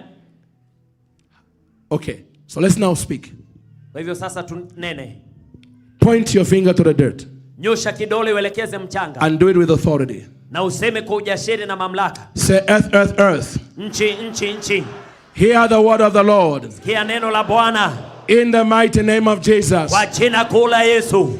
God made me Mungu alinifanya your Lord and Master. Bwana wako. So earth, earth, earth. Hivyo nchi. You have to listen to my voice. Lazima usikie sauti yangu. By divine protocol. Kwa itifaki ya kiungu. So I say earth, earth, earth. Hivyo nasema nchi. In the name of Jesus. Kwa jina la Yesu. I now na sasa release you ninakuachilia from any kutokana enchantments na kila maagizo that has been spoken over you uliopewa by the children of wickedness na wana wa upotovu against me. kinyume na mimi. I say earth, earth, earth. Nasema nchi. Anyone yoyote who has raised my name ambaye ametaja jina at a langu strange shrine katika madhabahu to maovu bring me evil, ili kuniletea I say maovu. earth, earth, earth. Nasema nchi. I command you Ninakuamrisha in the name of kwa Jesus jina la Yesu to swallow umeze every evil shrine kila madhabahu where my name has been mentioned. ambapo jina langu Swallow limetajwa. every evil tree. Meza kila mti where mwovu my name has been mentioned. ambapo jina langu limetajwa. Swallow every evil water Meza kila maji where my maovu name has been mentioned. ambapo jina langu limetajwa. I say, earth, earth, earth, Nasema nchi in the name of Jesus, kwa jina la Yesu, in my life, katika maisha yangu you will no longer hautafanya tena work for witchcraft. kazi kwa uchawi. From today, Kutoka leo you work for me utanifanyia kazi as I serve the Lord. ninapomtumikia Mungu. Earth, earth, earth, Nchi, hear the word of the Lord. lisikie neno la Bwana. I declare and declare Natangaza that here in Kenya ya kwamba hapa Kenya and beyond, na zaidi I will not eat the bread of sorrows. sitakula mkate wa machozi In the name of Jesus. kwa jina la Yesu. Earth, earth, earth, Nchi, hear the word of the Lord. lisikie neno la I Bwana. command you. Na kuamrisha, I command you. na kuamrisha In the name of Jesus. kwa jina la Yesu, To locate my destiny helpers. usake hatima yangu Wherever they wanaonisaidia. are. Locate Popote them for walipo, me. wasake uniletee, Locate them for me. wasake uniletee In the mighty name of kwa jina Jesus. kuu la Yesu. My destiny helpers, Wasaidizi wa hatima I say, yangu, come. nasema njoo In the name of Jesus. kwa jina la Yesu. Earth, earth, earth, Nchi, hear the word of the Lord. lisikie neno la Bwana. I now release you Ninakuachilia sasa from your employment kutokana na ajira to yako the children of wickedness. kwa wana wa upotovu. Whatever they have written, Chochote walichoandika, whatever laws chochote they kilichokuwa wrote in the earth waliandika kwenye ncha against my prosperity, kinyume na ufanisi wangu, I say, earth, earth, earth, nasema nchi, I command you na kuamrisha in the name of Jesus kwa jina la Yesu, to erase them, ukifute, remove them, iondoe, that there will be no memory of them kwamba hakutakuwa kumbukumbu in the earth. katika nchi, In the name of Jesus. kwa jina la Yesu. Earth, earth, earth, Nchi, I now write sasa na kuandika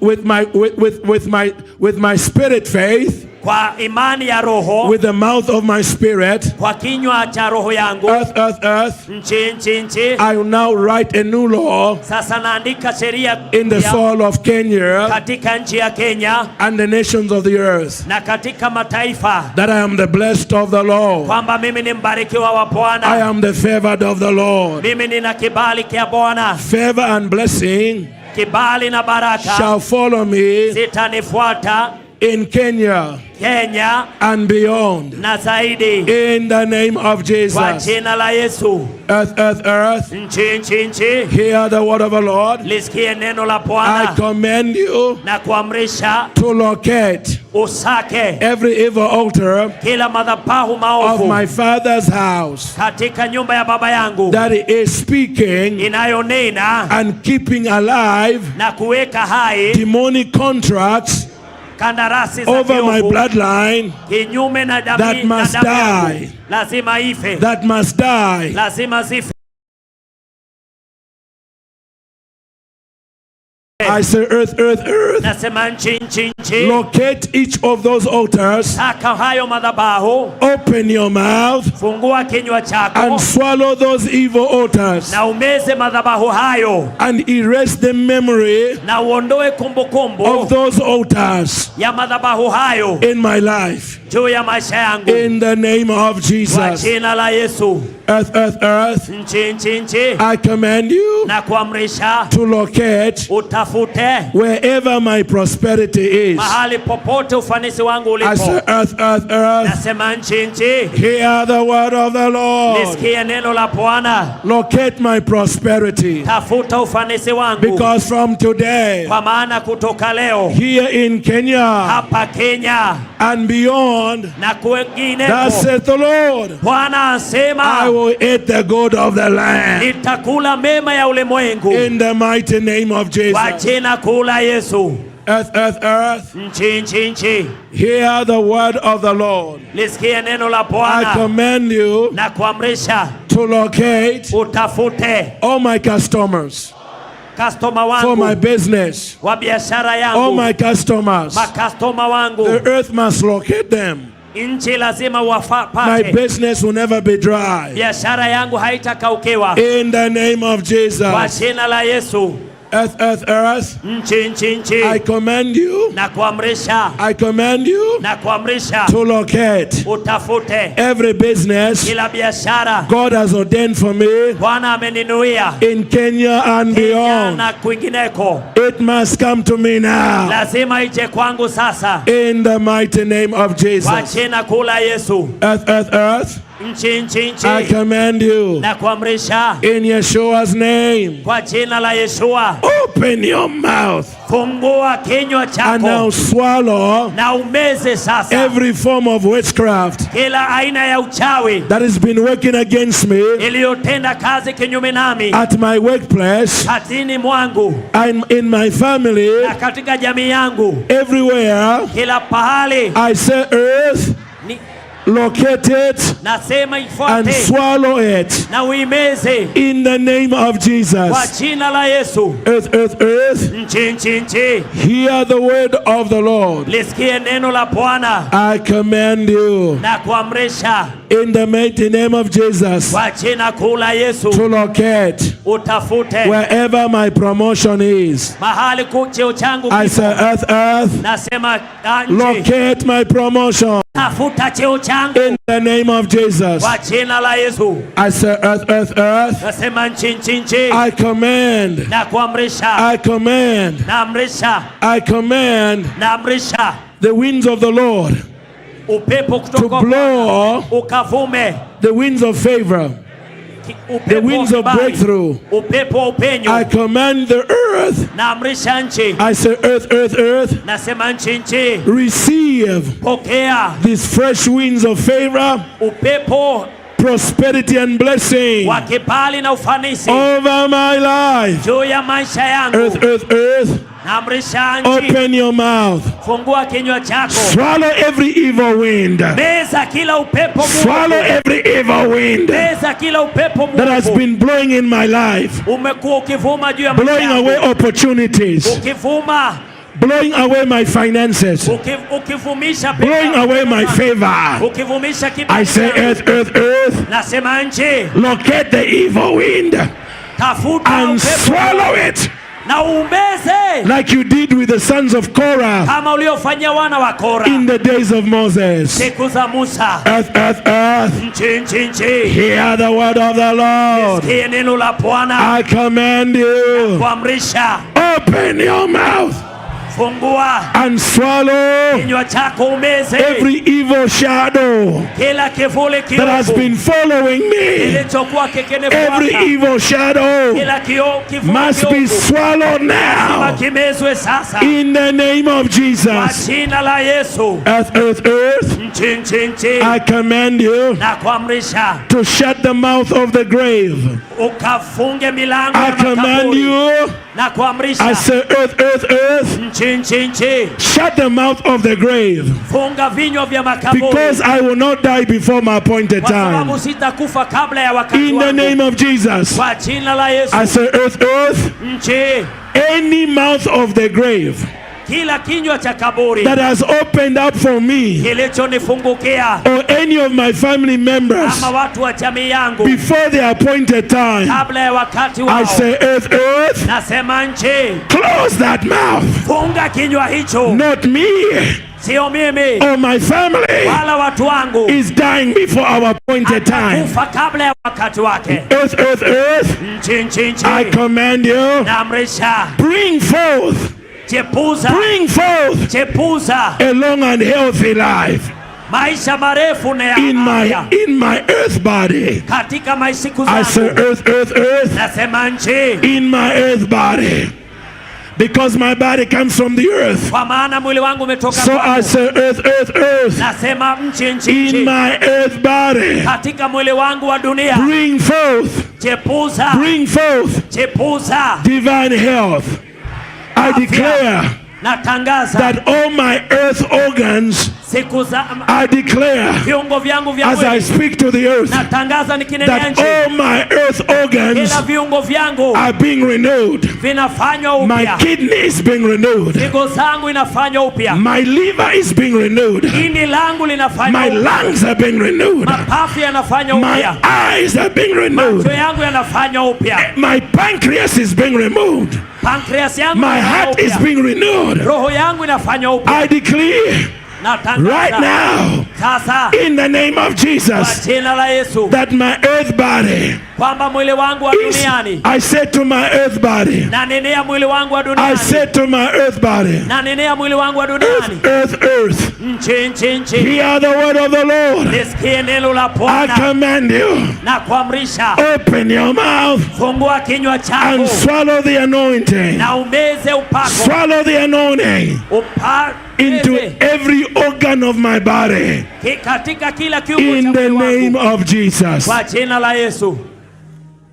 So many things are breaking. Mambo mengi yanavunjika. So now, Hivyo sasa, let me say this. wacha niseme hivi. Only the single men and women. Wale Everybody. ambao hawajaoa wake kwa ume. Amen. If you're a man and you are married and you pray this, your wife must slap you. Ukiwa mwanamume umeoa uombe hili, mke wako lazima akupige kofi. But the single men and women, Lakini kama hujaoa mke ama say this after me. sema haya nyuma yangu. Earth. Nchi. Hear the word of the Lord. Nisikie neno la Bwana. It is the word of God. Ni neno la Mungu. It is the Lord himself, Ni Mungu mwenyewe. the God who does not lie, Mungu ambaye hadanganyi. who said, Aliyesema it is not good sio vyema for a man to be alone. kwa mume kuwa peke yake. Let me make him a helper, Wacha nikutane na meet msaidizi for wangu. him.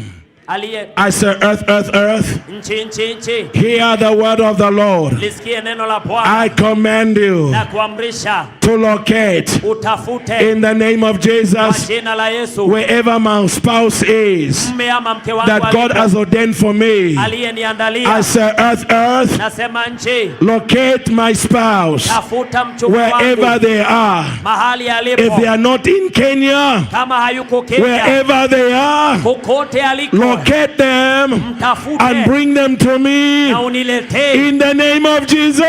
jina la Yesu. Apostle, get ready for a lot of weddings. They are going to be happening within the next 2 years. I'm telling you, I saw so many weddings. Ndoa nyingi, harusi zinafanyika mwaka ujao na Now, miaka miwili. the last part. This is where it gets this is the fun part. Hii ndio ya This is inapendeza. you're going to tell the Lord what you're going to command the earth when you want to bring it forth. Wewe utaamrisha mchanga kile unataka kuona. You're going to bring it forth. Utakizalisha. Don't have a job?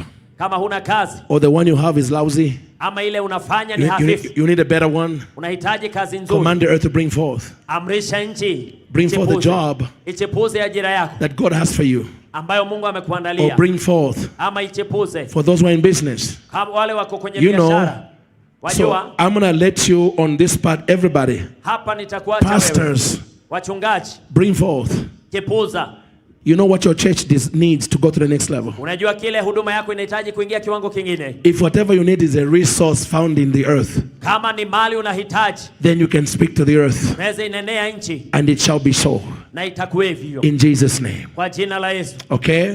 Aha. So now, Sasa amen, I'm going to give you the permission. takupa ruhusa Everywhere, Kila everybody, mahali, kila don't mtu. forget about your neighbor. This is between you and God. Sahau jirani yako, hii ni wewe na Mungu wako. When I say it's time for you to command the earth to bring forth, Nikisema ni wakati, I'm going to be quiet for a few minutes, nitanyamaza dakika maybe hizo, 1 minute, kama dakika moja. while you command the earth to bring forth whatever you need that your destiny needs. Nawe utaiamrisha nchi ichepuze kile When you are unahitaji, done that, then we'll unahitaji. close the prayer in a Ukimaliza, powerful way. tutafunga kwa njia kuu. I can't wait for what's going to come through all this. Siwezi nikasubiri yale yatatokea kwa. Are you ready? Uko tayari? Are you ready? Uko tayari? Okay, it's now time for you to command the earth to bring forth. Ni wakati wako sasa uamrishe nchi ichipuze.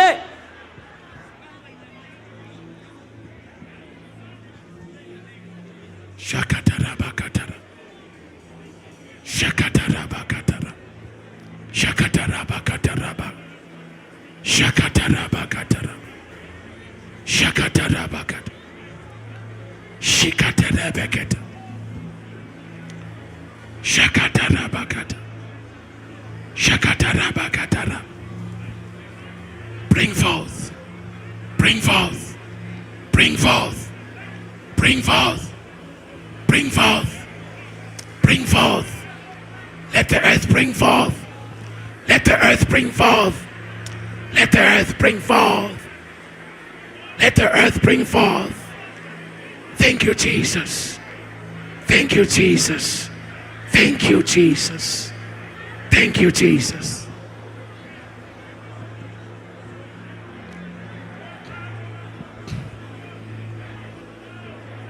Let the earth bring forth. 30 more seconds. Then I'll close it. 30 more seconds. You have 30 more seconds. 30 more seconds. Bring forth. Let the earth bring forth. Jesus. Jesus. Look at your children. Look at your children. Let the earth bring forth. Come on, Jesus. Come on, Jesus. Come on, Jesus. Let the earth bring forth. Let the earth. Let the earth bring forth.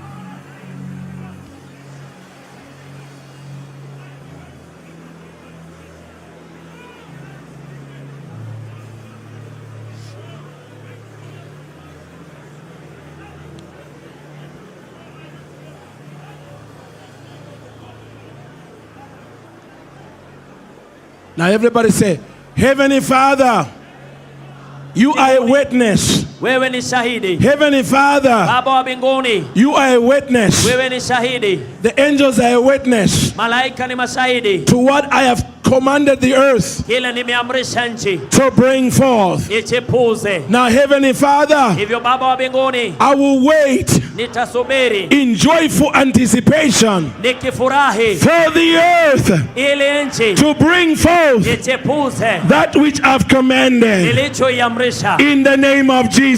Kwa jina la Yesu. In the name of Jesus. Kwa jina la Yesu. Give God a shout. Mpe Bwana sifa. Give God a shout.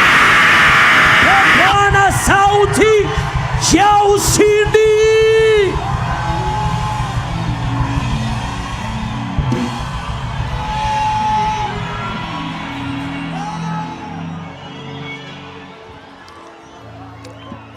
One final thing. Jambo la mwisho. While you're still warding the dirt, Ukiwa bado umeshika mchanga, something just happened by the spirit of prophecy. kuna kitu kimefanyika kwa roho ya unabii. Where every dirt everybody has, Kila mchanga ambao kila mtu ako nao, I want to bring it. I know it's going to take, amen. I want, when we put whatever the dirt, whatever they put back the dirt, mahali ambapo wataweka I want to bring mchanga, you, ushers, bring the buckets here. taka mlete When the, mikono. no. When the people have put back the dirt, Baada ya watu kuweka you are going to mchanga, bring the buckets here. kusanyeni ndoo zote mzilete hapa. Because there's one final critical prophetic act. Kwa sababu kuna jambo I've moja la never done kinabii. this before. Sijawahi fanya hii. This is an addition, an added revelation. It's in my new book when I speak to the earth. Huu ni ufunuo ambao umeongezwa. The Lord said, Francis, after the people put back the soil in the buckets, Mungu anasema baada ya kwamba watu wameweka mchanga kwenye ndoo, can I have 7 bottles of water? nipate chupa 7 za maji. And I need, Apostle Subi, I need 7 up. I need you plus 5 more men of God. Na kuhitaji aposto pamoja na watumishi wa Mungu. I need 7 bottles of water on the altar. Chupa 7 za maji. 7 bottles of water. Chupa 7 za maji. 7 bottles of water on with 7 men of God, or even a woman of God. You man of God, you choose. I need 7 lead apostolic leaders, 6 to join me. We need 7 of us here. Nahitaji watu 7 pamoja nami hapa mbele. In the meantime, begin to take back your dirt, the dirt back, to put it back. Kwa wakati huu anza kurudisha mchanga kwenye ile ndoo. This final prophetic act Jambo hili la mwisho la kinabii has to do with silencing water spirits. ni la kunyamazisha maroho that have been fighting you in the land of Kenya. yaliyokuwa yakikupiga na kupiga nchi ya Kenya. So put back the soil in the bucket. Kwa hiyo rejesha mchanga kwenye ndoo. And those who are holding the buckets, Na wale ambao wameshika ndoo, those who are holding the buckets, wale ambao wameshika ndoo, we want you, tunataka those who are holding the buckets, wale ambao wameshika ndoo, even those who are holding the buckets where the people have put back their dirt, the dirt, hata wale wameshika ndoo mahali watu wamerudisha mchanga, we want you to bring those buckets tunataka ulete hizo ndoo onto the altar. hapa kwenye madhabahu. Apostle, who's coming with you? Apostle, nani anakuja na wewe? In the meantime, press media team, put the book of Revelation, the book of Revelation, Tupatie kitabu cha Ufunuo, chapter 7, or the Revelation chapter 12, Ufunuo verse sura ya 15 and 16 in mstari wa the 15 na 16 in the King James Version. katika King James. I want everybody to look to the scripture. Nataka kila mtu aangalie. Where's the maandiko. water? Where's, yeah, open up. Make sure they are already open and give it to one to each of the men Fungua of- hizo chupa uwape hawa watumishi wa Mungu that are here. Thank you. ambao wamekuja. Thank you. Thank you. That we now. Thank you. Asante, asante. Oh, good. Good. Not a problem. Someone to represent you. It's okay. I just need 7 with me. 6 there plus me 7. Watu 6 pamoja nami 7.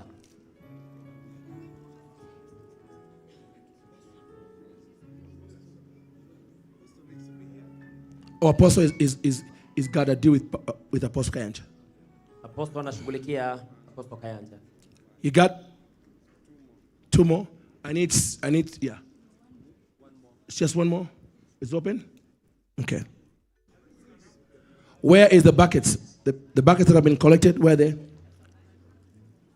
Just bring the buckets that have been collected. Where are they? Bring them up. Bring them up here. Zilete zile ndoo ambazo zimekusanywa, zilete hapa juu. Okay. Right there. Just line them up together. Zipange hapa msururu. Thank you. Put 2 there. Asante. That's okay. Weka 2 hapo. Asante. Bring back the buckets.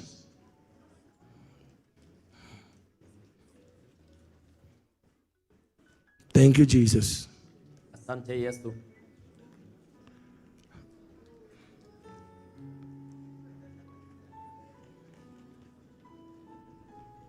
Bring it on this side too. Zilete pia pande huu mwingine.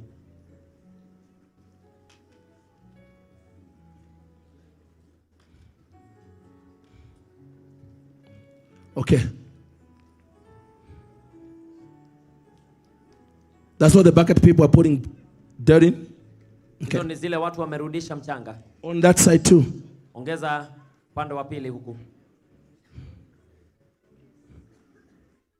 This prophetic act. Hili ni tendo la kinabii. You can even consolidate. Some of the buckets can be put together. It's not a big Unaweza deal. ukaunganisha. Can even consolidate. It's not a pen. Unaweza It's not the number I'm worried about. It's just making sure that whatever they put their soil. Sio It's a idadi ya point of ndoo, it's a point of contact. ni mchanga wote uwe pamoja. Okay. That's it. All right. Thank you. Haya, asante. As a matter of fact, why don't you make it into 7 buckets? Zifanye ndoo 7. 7 buckets. You're more than 7? Okay, 3 internationals and who? How many? How many? Hold on. Said, guys, brother, hold on. Tulia. How many? Okay. All right, so we put 8 buckets. Make sure there's 8 buckets on both sides. 4 here, 4 that side. Weka Can ndoo you make sure it's like that? Upande wa kwanza, ndoo 4 upande wa kuili. Okay. All right? Thank you, Jesus. All right. This is the final part of the prophetic. Is that looks practical? Is that dirt in there? Okay. All right. Good. Amen. Okay, put the scripture back on there. Everybody stand up. It's the last thing. There's nothing more after this. Kila mtu simama. But you'll be happy that I did this. Utafurahi kwamba tumefanya hivi. As I studied deliverance and spiritual warfare, Wakati nilianza huduma ya ukombozi, I find that some of the most powerful spirits people are fighting and nations are fighting nilipata ya kwamba maroho makuu ambao watu na manchi wanapigania are water spirits. ni roho za majini. The children of Israel had to fight water Wana wa Israeli iliwabidi wapigane na maji, called the Red Sea, to even get to the promised land. naitwa bahari ya Shamu, No, to even get out of Egypt. ili watoke utumwani Misri. Water is what they fought. Maji ndio walipigana nayo. Before they got into the promised land, Kabla ya kuingia kwenye agano, at Jericho, pale Jericho, they fought water again walipigana na maji tena, in order for them to cross into their inheritance. ili wavuke waingie kwenye urithi wao. Elisha, Elisha, when even Elijah to go to heaven, hata Elijah kabla afike binguni, he had to fight water. lazima angepigana na maji. When he crossed over, Wakati alivuka, but for Elisha to begin and to go back with the new anointing, he had to fight water. ili Elisha aende na upako mpya, lazima angeshinda maji. Jesus had to fight water. Yesu aliyashinda maji. As he walked, he saw his dominion over water. Alipotembea juu ya maji, I found something that's very interesting. nilipata kitu ambacho This is something, it's in the... kinastajabisha. I want everybody to read this with me. Nataka kila mtu asome hii The pamoja Lord nami. said to me, he says, Bwana akaniambia, one of the things the earth will do for the church in the last days jambo moja ambalo dunia ama nchi itafanyia Wakristo siku za mwisho is silence the attack of water spirits. ni kunyamazisha mashambulizi ya maroho ya majini. Some of you, Wengine wenu, these water spirits are appearing in your dreams roho za majini zinakuja kwa ndoto, and doing strange things to you that you can't even talk about. zinakufanyia mambo ambayo huwezi hata ukasema mbele ya watu. It ends now. Yanakoma sasa.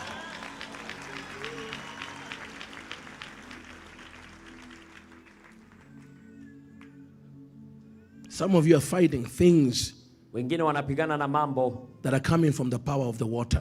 ambayo yanatokana na nguvu za majini. Because you see, when Adam fell, he exposed the elements to Satan. Wakati Adamu alifanya dhambi, alifanya nchi, maji na hewa ziwe katika chini ya ufalme wa giza. And the stronger the element, Na kadri vifaa hivyo vinavyokuwa na nguvu, the more power witchcraft can generate from the element. au uchawi nao unateka nguvu nyingi kutoka kwa vifaa hivyo. That's why Leviathan is a sea monster. It's not a land monster. Water is the most powerful element in creation. Ndio maana lile joka la Leviathani ni pepo ya majini, na maji ni agenti kubwa sana. But today God wants to silence Lakini leo Mungu anataka kunyamazisha every water spirit ila roho ya maji fighting you and your family and your destiny inayopigana na wewe na hatima yako na familia and this beautiful land of Kenya. na nchi hii mzuri ya Kenya. So each of these leaders, so we're going to read this scripture, Kwa hivyo tutasoma maandiko, 15 and 16, we're going to read them together. tutasoma 15 na 16 pamoja, I won't even explain it because it explains itself. na sitaeleza kwa sababu inajieleza.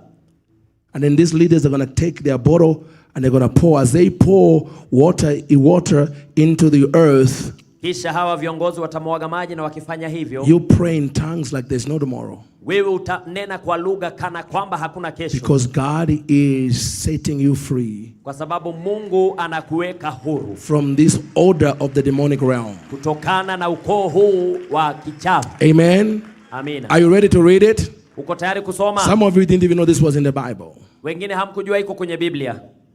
I never saw this until God showed it to me recently. Sikuijua hata Mungu aliponionyesha hivi majuzi. 1, 2, 3, read. Tusome kwa pamoja, 1, 3. And the serpent cast out of his mouth water Nyoka as a flood after the woman, that he might cause her to be carried away of the flood. 16.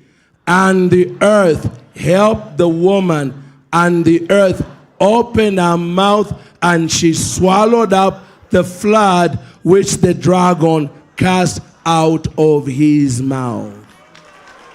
Hallelujah! Let's lift up our bottles, stretch your hands towards the men of God, and just begin to pray in tongues right now. Nyosha mikono yako, nena kwa lugha. Heavenly Father, today, Baba wa mbinguni under a leo corporate anointing, chini ya upako huu we wa declare jumla and decree natangaza that you are setting your sons and daughters, ya kwamba unaweka watoto wako wa any kike na one of kiume, them, kila mmoja wao, those in Kenya, wale walio Kenya, those from the other nations wale wa mataifa who mbalimbali have been fighting water spirits ambao wamepigana na maroho ya of any majini kind, ya kila aina, of any kind, ya kila aina, in the name of kwa Jesus. jina la Yesu. All powers from the water Kila nguvu that kutoka have been majini stealing their prosperity, iliyoiba uwezekano wao, stealing their children, ikiiba watoto wao, stealing their destiny, ikiiba hatima yao, will be destroyed. inaharibiwa. Bwana, All the water kila maji of witchcraft, ya uchawi, of poverty, ya kukosa that have come out of the mouth of the dragon, iliyotoka kinywani mwa joka, the serpent, ya joka, Satan. Ibilisi. Oh, we say the earth, Tunasema the nchi earth today leo will help the church. itasaidia kanisa. We are the woman. Sisi ndio yule We mwanamke. are the church. Sisi ndio kanisa. And the earth Na kanisa na will nchi open up our mouth. itafungua kinywa. Will open up our mouth. Itafungua kinywa. We command it. Tunaiamrisha In the name of kwa Jesus. jina la Yesu. We command it. Tunaiamrisha In Jesus' name. kwa jina la That Yesu the earth kwamba nchi will open up our mouth itafungua kinywa and swallow the na water kumeza maji that has come out of the mouth of the dragon. yaliyotoka kinywani mwa joka In the name of kwa Jesus. jina la Yesu. I want all of you near the bucket. Move to the bucket. Karibieni Each ndoo. one you find the bucket. Kila mmoja na ndoo One yake. bucket per person. Find your bucket. Kila mtu na ndoo yake. In the name at the amen. When I say now, Nikisema sasa, when we begin to pour water, ukianza kumwaya maji, I want you to give God a Jericho praise uanze sifa ya Yeriko, because your deliverance is here. kwa sababu ukombozi wako uko hapa. In the name of Jesus. Kwa jina la Yesu. Father, Baba, right now, sasa we as the ecclesia, sisi kama kanisa standing shoulder to shoulder, tunakisimama bega kwa we bega, say tunasema in Jesus' name, kwa jina la Yesu. right now, Sasa Heavenly Father, Baba wa mbinguni, you have ended umekomesha the terror, hofu, the reign of terror hofu of water spirits na in maroho ya Jesus' maji. name. Kwa jina la Yesu. Now, Sasa repeketele bapaka yagado.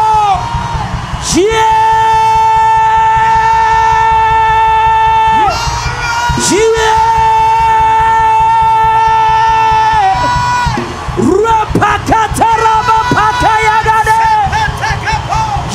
Pakatara baba baba. Ebenezer.